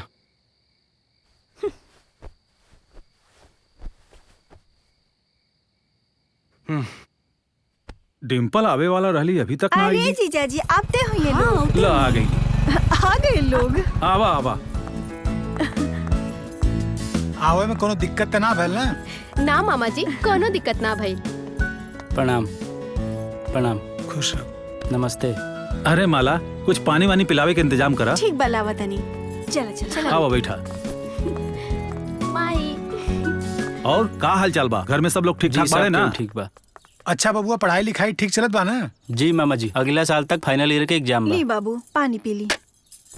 अरे शर्मात काहे बानी? ससुराली में शर्माइल जलाली ना रहुआ। खाए तो हमें खिया देता नहीं। खाई खाई। अरे खाई ना। और खाई ली। खाई। अरे अपने घर बा खा ली। हाय ली, पनियो पी ली। अरे पी पी पी, हम पिला देता नहीं। ससुराल है, इतना थोड़ी ना शर्माई जाला। लइकन कुल पढ़े चल गई? हाँ दीदी, सब चल अच्छा गइले। अच्छा। चाची जी, इली खीर खाई, बताई कैसन बनल बा?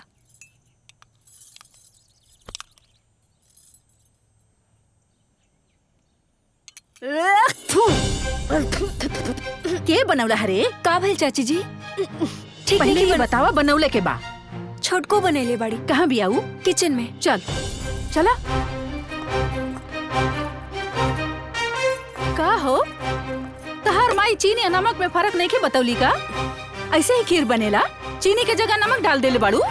देखी, जवन कहे के बा हमरा से कही, हमरा माई के कुछो मत कही। काहे न कही? सारा गलती तो उन करे बा। अगर तहरा के चीनी नमक में फर्क सिखौले रहती ता तू खीर में चीनी के जगह नमक न डाल तू। तहार लक्षण हमरा के कुछ ठीक नहीं लागत। अब रउआ ढेर बोलतानी, बात के बतंगड़ ना ही बनाई तो अच्छा रही। हाँ? अरे देखत बाड़ू लोग कैसन जबान लड़ावतिया। चाची जी रहे दीना, पहली बार बनैले बाड़ी, धीरे धीरे सीख जाई है। हमरा तो नहीं लागत कि कुछ बनावे सीखी।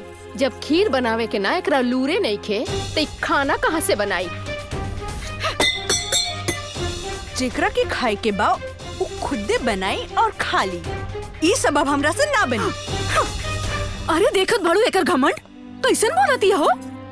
अरे का भइल, किचन में कुछ गिरल रहे का? हम तहरा से पहले ही कहले रहनी ना कि हमरा के खाना पीना बनावे ना आवेला, फिर का जरूरत रहला हमरा से जबरदस्ती खीर बनवावे के? तोरा घर के रीति रिवाज के चक्कर में ना हमरा 10 गो बात सुने के पड़ता। अरे रिंकू का भइल? देखला देखला एकर घमंड, एक तो गलती कैले बिया, ऊपर से जबान लड़ावतिया। अरे चाची भइल का बा, कुछ बताइबा लोग। लखा खुदे समझ में आ जाई।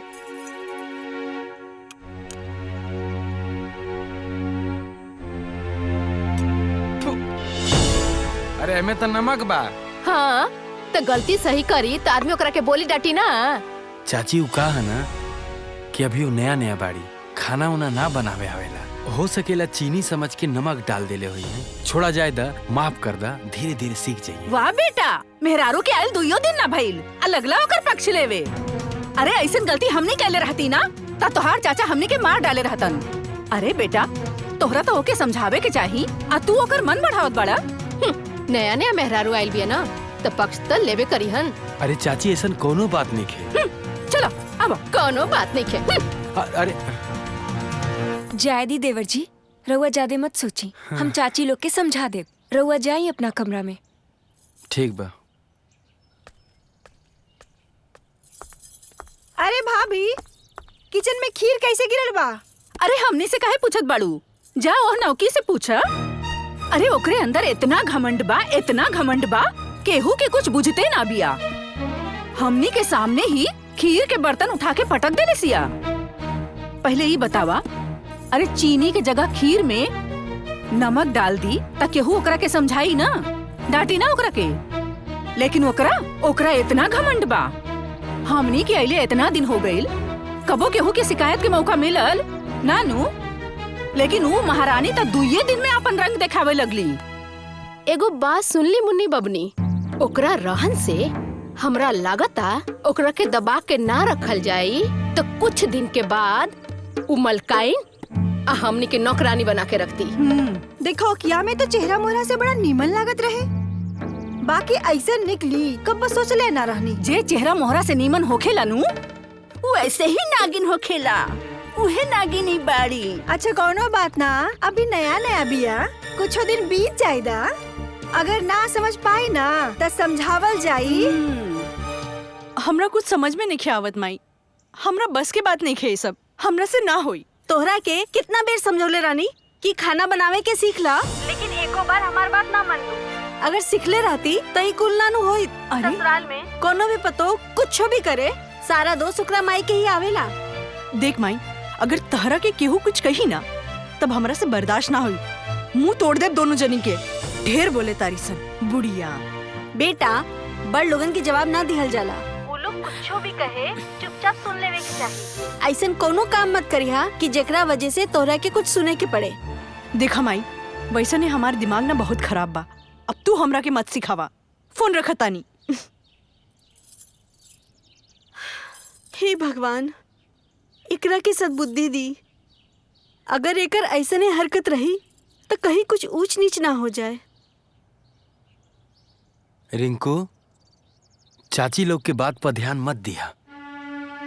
अरे वो लोग के वैसने विचार बा, बाकी धीरे धीरे तोहरा के सब लोग समझ जाई, सब ठीक हो जाई। हमरा आवे में 1 दिन लग जाई। तू अपन ख्याल रखिया और केहू से लड़ाई झगड़ा मत करिया।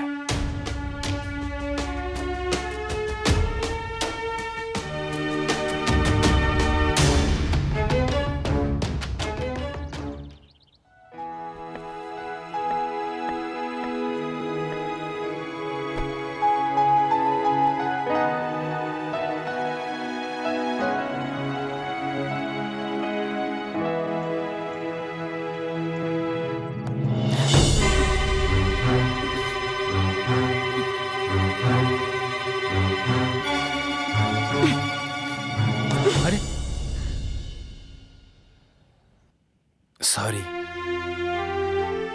हम तोहरा से बिना पूछले तारा छुए के कोशिश कैनी।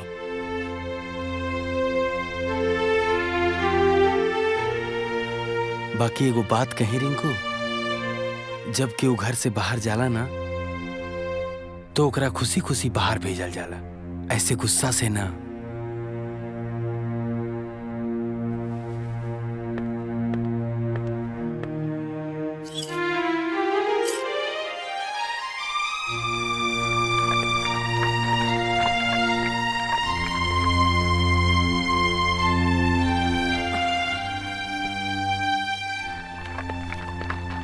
विजय बेटा, कहीं जाता ना का?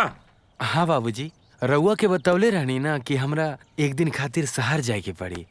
अच्छा अच्छा अच्छा, बनारस मिल वाले काम से का? हाँ, अच्छा अच्छा। सुबह सुबह गुप्ता जी के फोन आयल रहे कि सारा कागजात रेडी हो गइल बा, खाली एग्रीमेंट साइन करे के बा और काम चालू हो जाई। बहुत बढ़िया बात है। एक काम करा, संदीप के ले जा, तो हर मन लगल रही। ना बाबूजी, संदीप रउआ के साथे रही, राउर काम में भी हाथ बटाई और राउर सेवा भी करी। और सुन, बाबूजी के 1 मिनट भी छोड़े के नहीं खे। अच्छा ठीक, हमेशा साथ में रही हैं। ठीक बा भैया, हम बाबूजी के छोड़ के कहीं ना जाए। Very good. एक काम करा, जा आराम से, अपन ख्याल रखिए और काम खत्म करके जल्दी से जल्दी घर आइए, समझ लेना? हाँ ठीक बा बाबूजी। आराम से जा। प्रणाम। जा आराम से। बाय भैया। सुन, बाय बाय बाय। संजा के मुखिया जी के लड़का का जन्मदिन हो, चले के हो, सब तैयारी कर लिए, ठीक है ना? ठीक बा बाबूजी। हाँ।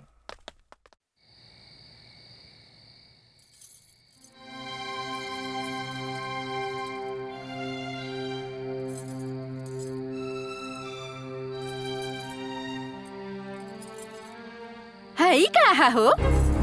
अरे ऐसन खाना तो हमनी के जानवरों सोंग के छोड़ देला। आई खाना तू हमने ला बनौले बाड़ू। एकर जितना इज्जत कइल जाता ना, उतनी कपार पे चढ़ल जातिया। सवेरे से लेके सांझ ले एको गो काम अच्छा से नहीं खेकैले। और का, आज तक ही घर में इतना घटिया खाना कबो न बनल रहल। पूरा मूड खराब हो गई। हाँ तक के कहला हा हमरा से खाना बनवावे के, अपना मेहरारू से बनवा के खा लेती। हम बार बार कहतानी कि हमरा खाना बनावे ना आवेला, फिर का जरूरत रहला हमरा से जबरदस्ती खाना बनवावे के? तीनों जनी महारानी लेखा घर में बैठल रहतारी लोग। हर रोज रोज कोनो न कोनो काम तो रेडी रहता।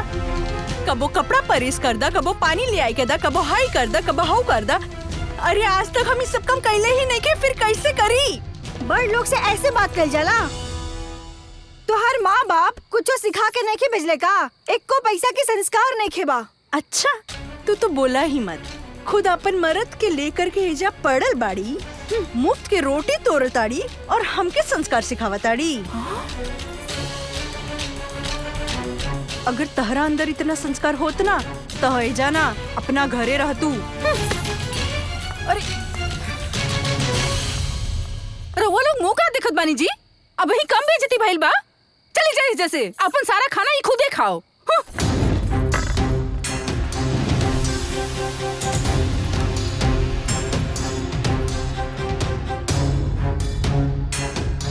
देखा, ये बात अगर बाबूजी के पता चली ना तो का सोची अपने मन में? तनी तू समझाओ इनका के।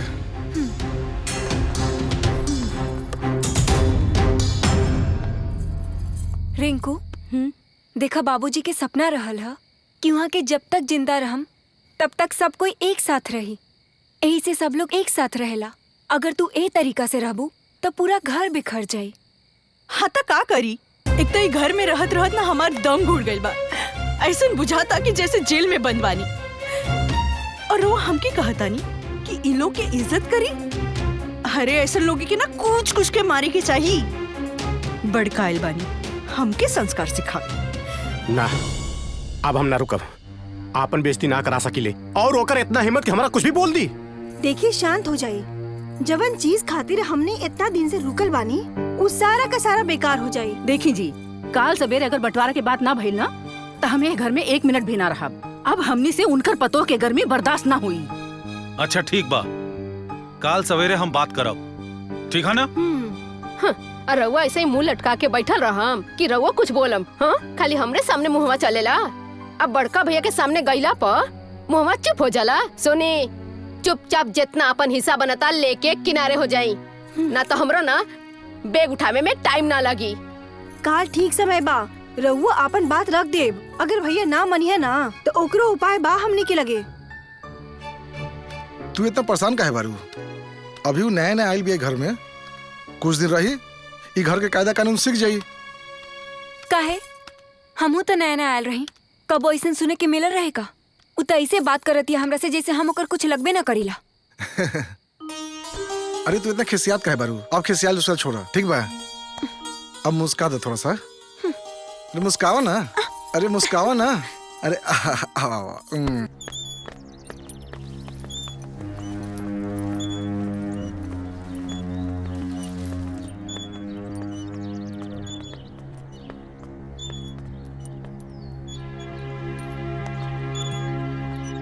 बोला भैया। अरे तू लोग? हाँ बा बेटा, बैठा। ना ठीक बा भैया। का भाई? भैया एगो बात करे के रहल। का बात करे के? भैया हमने ये कहल चाहता नहीं कि हमनी के एक साथ रहे में अब दिक्कत हो रहल बा।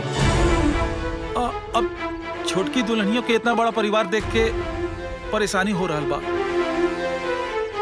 तो हमनी के अरे बतियाई।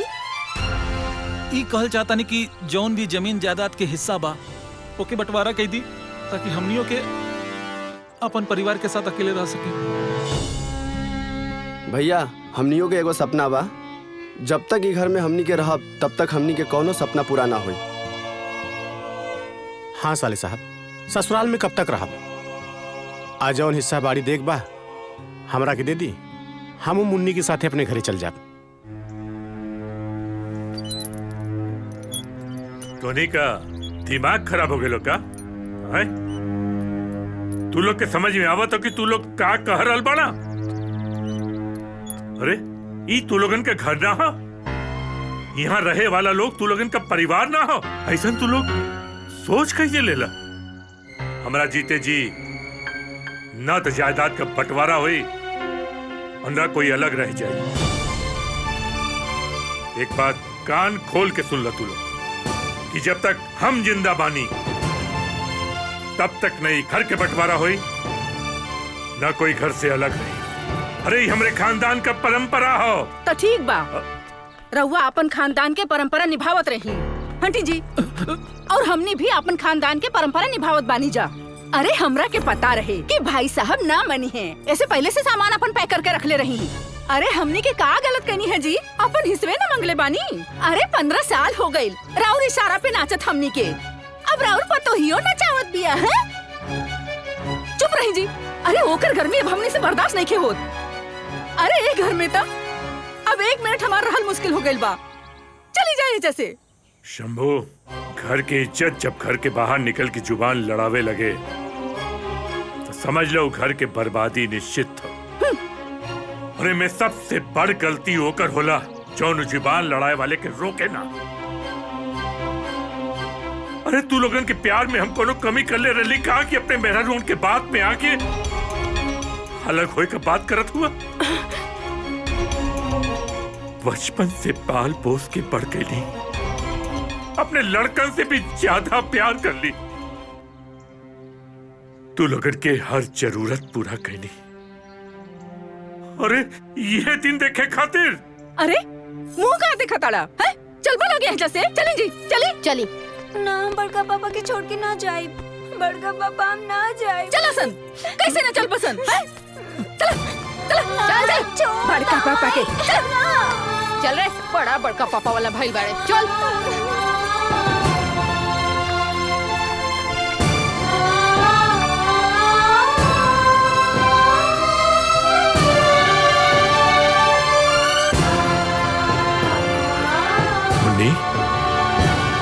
तो हुई लोगन के बातें में आके हमके छोड़ के चल जीबू का?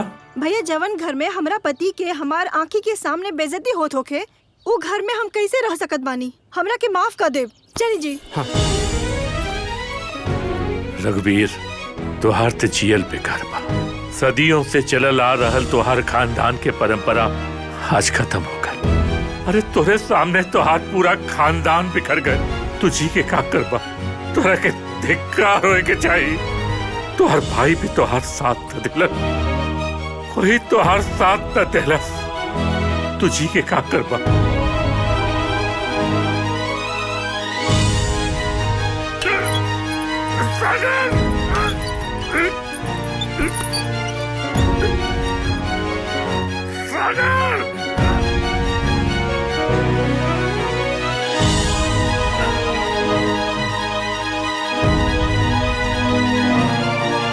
पापा जी, का भाई पापा जी?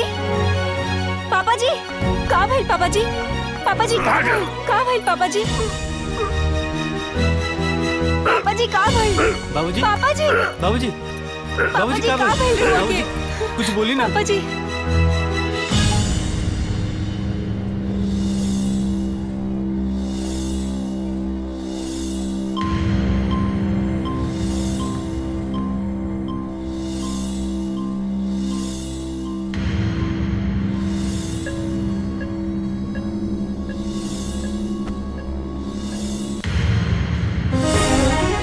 काबल बाबूजी के पता ना जी, डॉक्टर साहब अभी ले बाहर नहीं है। भैया बाबूजी ठीक हो जाए ना? सब ठीक हो जाए। अच्छा डॉक्टर साहब, कैसन मरी बाबूजी?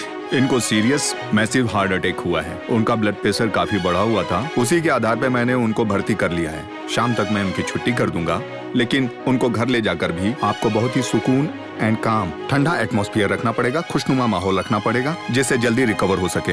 ये दवा लेकर उनको खिलाते रहिएगा। जी डॉक्टर साहब। डॉक्टर साहब, हाँ? क्या मैं अब उनसे मिल सकती हूँ? हाँ बिल्कुल, जाके मिल सकती हैं। डिस्टर्ब मत करिएगा, उनको आराम से लेटे रहने दीजिएगा। बाबूजी,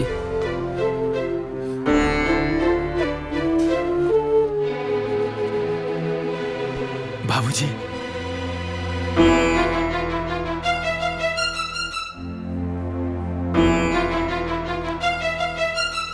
बाबूजी, ए बाबूजी, कुछ बोली ना।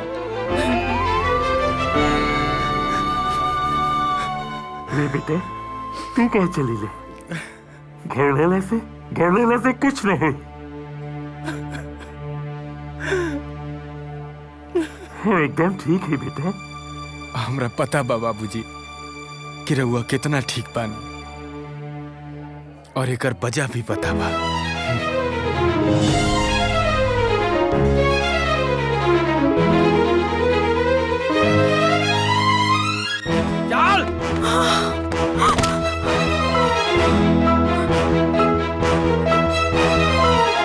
आज तक तो हर गलती के ही समझ के माफ कईनी कि तू ना समझ बाड़ू, नादान बाड़ू। धीरे धीरे घर के माहौल में रहबू, सब कुछ सीख जाबू, सुधर जाबू। लेकिन तोरा ऊपर भरोसा करके बहुत बड़ा गलती कईनी। अरे तू वही पहला लड़की रहलू ना, जगरा के देख के हमरा पहला प्यार भइल रहे। वो इतना प्यार कि आज तोहर पति होके के बावजूद तोहर प्यार पावे खातिर तड़पत बानी। अरे हम सोचनी कि कबो न कबो तहरा अंदर हमरा प्रति प्यार तो जागी, लेकिन आज तक ना जागल। जागल तो सिर्फ और सिर्फ नफरत जागल।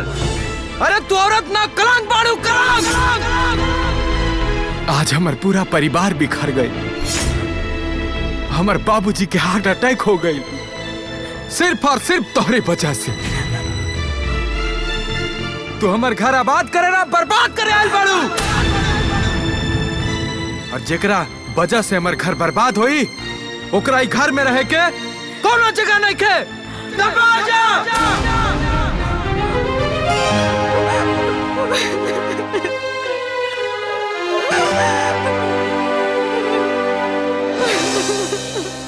ए जी, पता न काहे आज हमार मन बहुत घबराता। बार बार रिंकू के ख्याल आवता। एगो काम करी ना, कल भैया के साथे जाके ओकरा के देख आई। हाँ बाबूजी, हमरो के दीदी के बहुत याद आवता। अरे रिंकू, रिंकू का भइल बेटा? तू एजा कैसे? का भइल? कुछ बताई बू, रोवत काहे बाड़ू? सब ठीक तो बा ना? बोलत काहे नहीं खू? माई, विजय जी हमके घर से निकाल देले। ऐसे कैसे निकाल देले घर से? वो बिना कोनो गलती के? गलती बा माई। दीदी, सबके सब हमार गलती बा। बेटा, साफ साफ बताइबू आखिर बात का बा? What nonsense? इतना जोर जोर से गाना गावे की का जरूरत बा? जेकरा के खाए के बा वो खुदे बनाई और खा ली। ई सबब हमरा से ना बनी। है ई का हो? अरे ऐसा खाना तो हमनी के जानवरों सोंग के छोड़ देला। हाँ तो के कहला हा हमरा से खाना बनवावे के? अरे आज तक हम इस सब काम कैले ही नहीं के, फिर कैसे करी? अरे ओकर घर में अब हमने से बर्दाश्त नहीं के होत।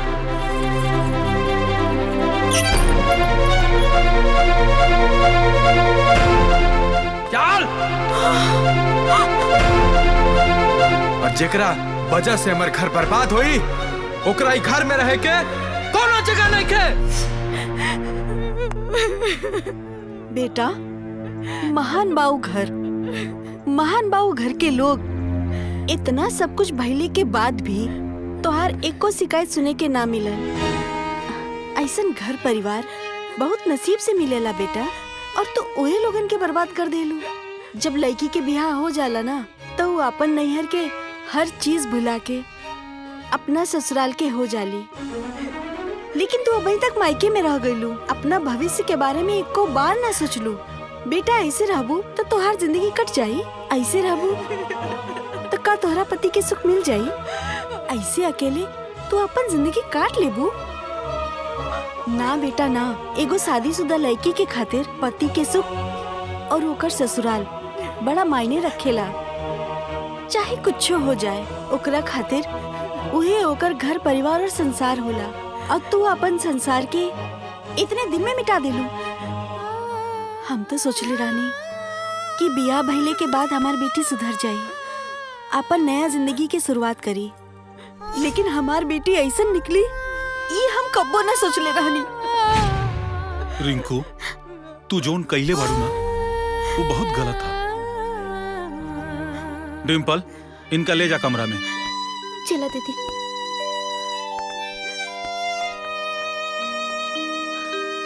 का रमाशंकर, अब का हुई? वो लोग बिटिया के माफ करी है कि ना? अब का बताई साले साहब, ये जोन कर्म करके आइल भी है ना, वहाँ गईलो में शर्म लागत बा। हे भगवान।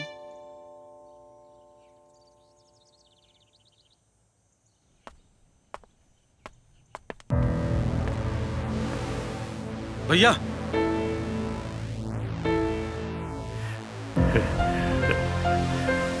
शंभू, दरोगा, हमरा के पूरा विश्वास रहे कि हमरे बीमारी का खबर सुनकर हमारे भाई लोग जरूर रही हैं। बहुत अच्छा किया तू लोगन की परिवार कहाँ हो? बैठा बैठा तू लोग। भैया, हमनी के यहाँ बैठे ना आयल बानी, कुछ जरूरी बात करे आयल बानी। राउर तबीयत खराब सुन के हमनी के अस्पताल गेलनी है। डॉक्टर से पता चलल कि अब रउआ ज्यादा दिन के मेहमान नहीं खी। यही से हमनी भागल ही जाई नी, और कुछ हो जाए आपके तो हमनी के तो बर्बाद हो जाए। हमनी कहीं के न रहा भैया। भैया, हमनी पर तरस खाई भैया। मरे से पहले जितना भी हिस्सा जायदाद के बा हमनी के नामे कर दी भैया। शंभू, मरे से पहले हमरो एक आखिरी सपना रहे कि हमार परिवार हमरे सामने हंसी खुशी से रहे। परिवार? लेकिन अब हमरा लागत है कि हमारी सपना सपने रह जाई। अरे पागल, हम तो यही सोच के बंटवारा ना करत रही कि कम से कम सब लोग साथे रहल जाई, एक दूसरे के सुख दुख में काम आवल जाई। इस जायदाद लेके हम क्या करें? हमें बहुत दुख होता है सब सुन के कि अपने भाई के जान से ज्यादा तू लोगन की जायदाद प्यारा हो गई। ठीक बा, जब तू लोगन की इहे में खुशी बा तब हम अपन आधा का पूरा जायदाद तू लोगन के नाम कर देता नहीं। ना बाबूजी ना, ऐसा रहुआ कुछो ना करब। वाह, भाई होके त तारा लोग जैसा। अरे तनी शर्म करा तू लोग, शर्म। भाई के जिंदगी के तनिको ख्याल नहीं के, लेकिन तोहरा लोगिन के अपना धन दौलत जमीन के ख्याल बा। आज बाबूजी के जवन हाल भइल बा, एकर सिर्फ जिम्मेदार बड़ा तो तू लोग। अरे का गलती बाटे बाबूजी के, यह नु कि सब लोगन के एक साथ लेके चले के चाहता रहे। चाचा जी, ऐसा भाई बहुत किस्मत वाला की मिलेला। शायद रहुआ अपना भाई की पहचान ना पाऊनी, लेकिन एगो बात कान खोल के सुन ली कि जब तक हमरा बाबूजी के आखिरी इच्छा पूरा ना हो जाए तब तक की जमीन और जायदाद कुछो ना मिल पाई। तो ठीक बा, हमो देखा तानी तू कैसे हमनी के अपन हिस्सा लेवे से रोक देता रहा। अगर तू लोग चाह के भी हमनी के हिस्सा लेवे के कोशिश कईला तो ठीक ना होई। चल दरोगा, चला। बाबूजी, सब ठीक हो जाए बाबूजी, रहुआ चिंता ना करें।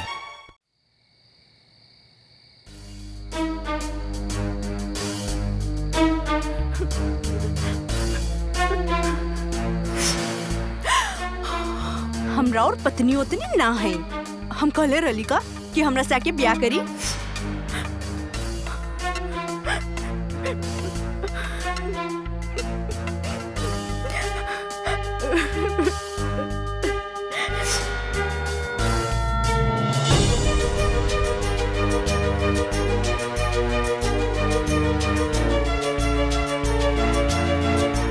देखी, ऐसा जबरदस्ती कल ठीक नहीं है। रहुआ वादा कल रहनी ना कि बिना हमारी इजाजत के हमके छुअब ना।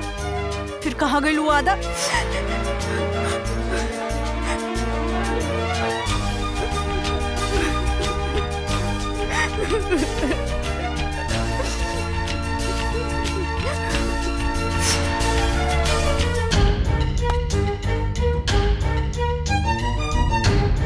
सॉरी, हम तोरा से बिना पूछले तारा छुए की कोशिश कैनी।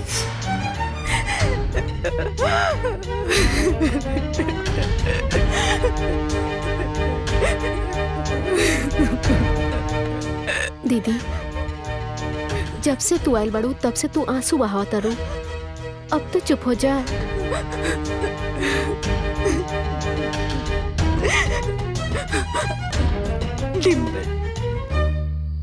पता ना काहे आज उनकर बहुत याद आवता। जब उनकर साथे रहनी तब उनकर कबो याद ना आयल, ना ही कबो उनकरा से प्यार कहनी, ना ही कबो उनकर ख्याल रखनी। लेकिन आज जब दूर हो गइल बानी तब उनकर एक एक बात याद आवता। डिम्पल, हम लोग के साथे बहुत गलत कइले बानी। आज हमकी ये बात की बहुत पछतावा होता। पता ना वो लोग हमके माफ करिए कि ना। दीदी, हमरा के ई बात के खुशी बा कि तहरा के पछतावा होता। अब लगता हमार दीदी लइका से लइकी बन गई बाड़ी। तू चिंता मत कर दीदी, काल सवेरे ही बाबूजी जइहन और तू देखी हा सब ठीक हो जाए और ऊ लोग तहरा के माफ भी कर दीहन। अरे वाह दीदी, साड़ी में तो आज बड़ा सुंदर लगा है ना। चला जल्दी घरे चले के बा, मैं इंतजार करत होई। हाँ चला।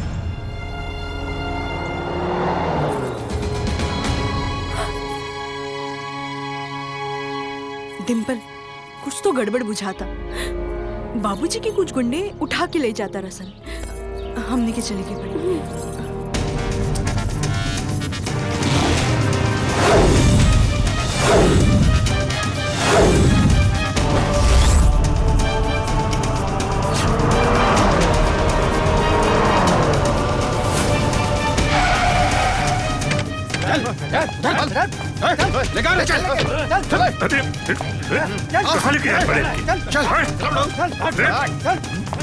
सब ठीक ना हो तो ले आओ सही कर।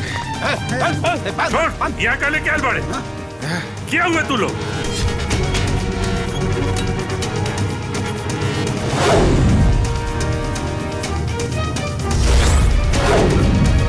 के बड़े हो हैं? छोड़ हमरा के, नहीं तो तू लोगन की खातिर ही सब ठीक ना होई।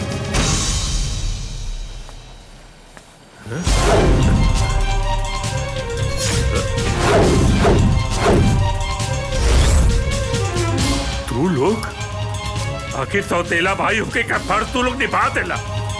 तू ऐसन गद्दार निकलबा तू लोग ही हम सोचले न रहली। हाँ तो का करी, जिंदगी भर तुहार गुलाम बन के रही। देखी भैया, हमनी के जितना दिन रउआ के साथ रहे के रहे रह लेनी। अब चुपचाप हमनी के हमार हिस्सा दे दी भैया। राउर परिवार, राउर संसार मुबारक हो। ए साले साहब, अब कब तक हम घर जमाई बन के रही? रउआ के टपकला के बाद का चाहता नहीं हमनी के फूटी कौड़ी भी ना मिले। रउआ के पता बा ना कि हमार नाम का है? बबलू दलाल। मुर्गा देख के करीले हलाल। भैया, जितना सेवा करे के रहल हमनी कर देनी। अब हमनी के हिस्सा दे के आजाद करी। अगर तोहनी सबके भरत मिलाप बंद हो गई हो ना, तब हम कुछ काम अपन आगे बढ़ाई। बंटी, हाँ पेपर लेके आओ।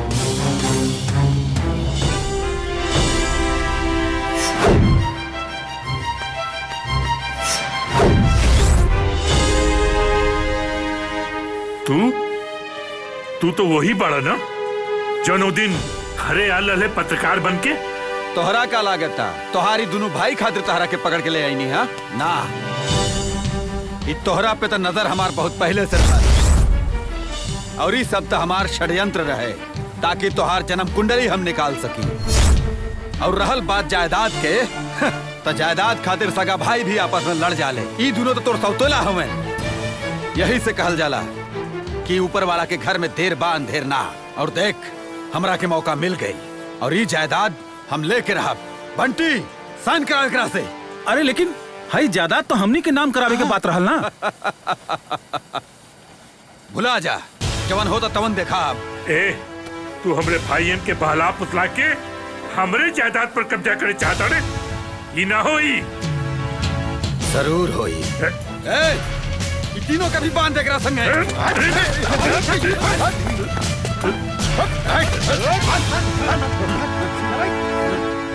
अरे वाह, अभी ले तो भाईयन का बड़ा उल्टा पुल्टा बोलत रहला। ये भाई के प्यार कैसे जाग गई? कुछ भी होके ये लोग भले हमरा के सौतेला माने, हम ये लोगन के आज तक सगा भाई मानता नहीं। छोड़ दो मुख्तार, छोड़ दो ये लोगन के। छोड़ दे, लेकिन साइन कैला के बाद। तू क्या समझ ले कि राजवीर इतना कमजोर हो कि तोहे कहला पर साइन कर दे? कब वो न करब साइन। जायदाद सिर्फ और सिर्फ हमरे भाईयन का हो।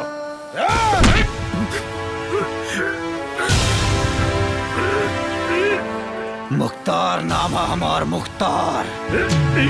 बचपन से आज तक जौन चीज चाहनी हो के हम पौनी है, ये कैसे छोड़ दे? तोरा के तो साइन करे के पड़ी। साइन करे के पड़ी तोरा के। बंटी कागज दे। रुक जा लोग। छोड़ दे हमरा बाबूजी के, ना तो तू लोग में से केहू जिंदा ना बची। बंटी ये दोनों कौन है रे कबाब में हड्डी? एकनी से तो हमार पुरानी रिश्तेदारी बा। वही दिन रह गई, आज जरूर पूरा करब। चल तोरा के आज बतावा तानी। चल देखा तानी आज के बचाई तहरा के हमरा से।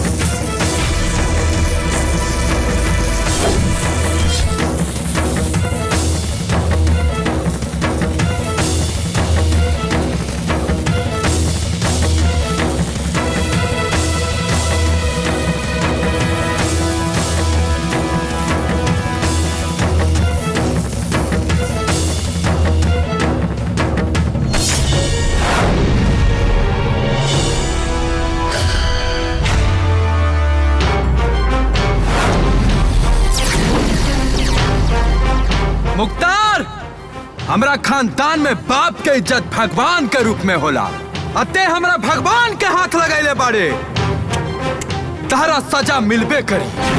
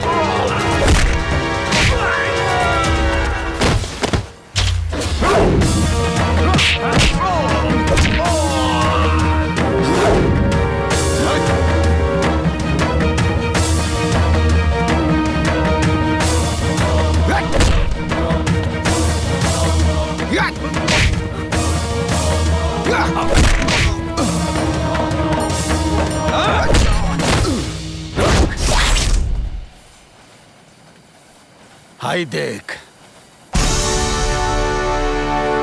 हाँ? अरे देख, हम तोरे खानदान के अपना कब्जा में रख ले बानी।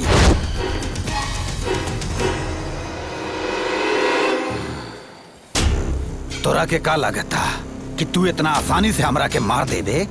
ना, अगर हम मरब ना तो तोरे खानदान के लेके मरब। देखले है ना, सब हमरा कब्जा में बा, सबके हाथ में बम बंधल बा। सोच ले तू।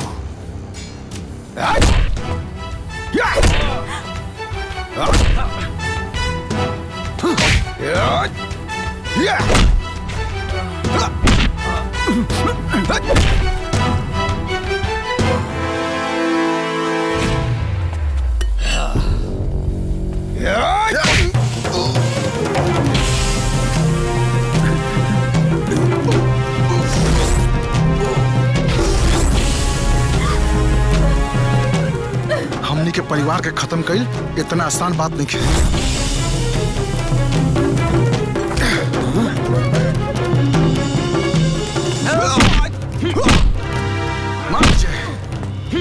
विजय,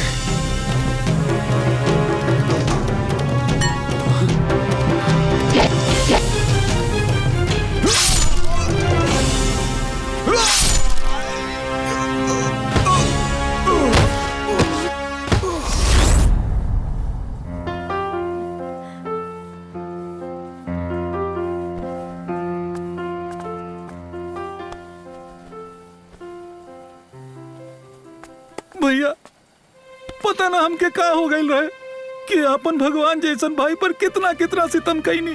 भैया माफ कर दी भैया।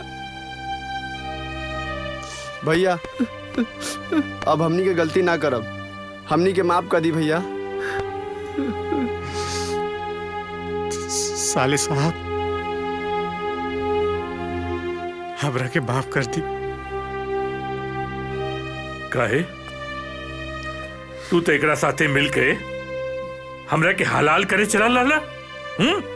सॉरी, गलती हो गई। लालच तो रख के अंधा कर दे लेना। पर बचुआ हमरा को माफ कर दी। तू हमारा दामाद पाड़ा, हमसे बहुत बड़ी गलती हो गई।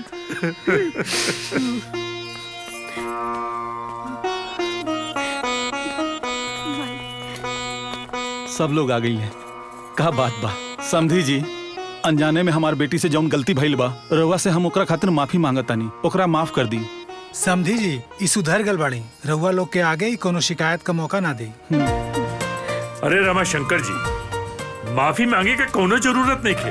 राउर बिटिया हमरे घर का सदस्य बाड़ी और हमेशा रही।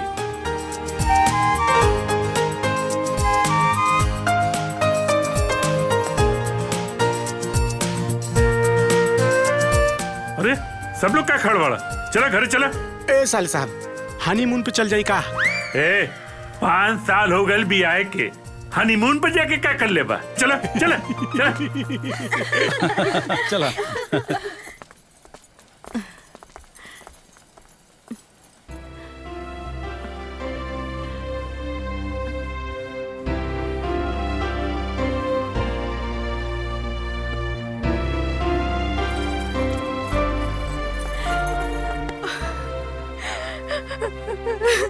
हमरा के माफ कर दीजिए।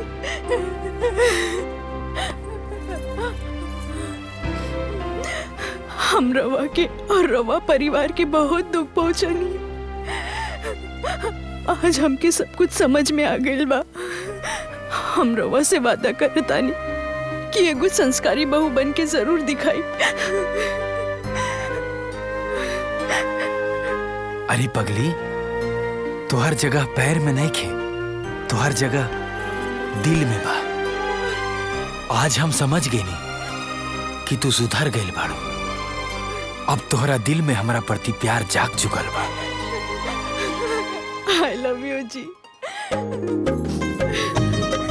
चला देर ही सही, बाकी तोहरा दिल में हमरा प्रति प्यार जागल था, और ये बात सुने खातिर तो हमार कान तरसत रहे। I love you two.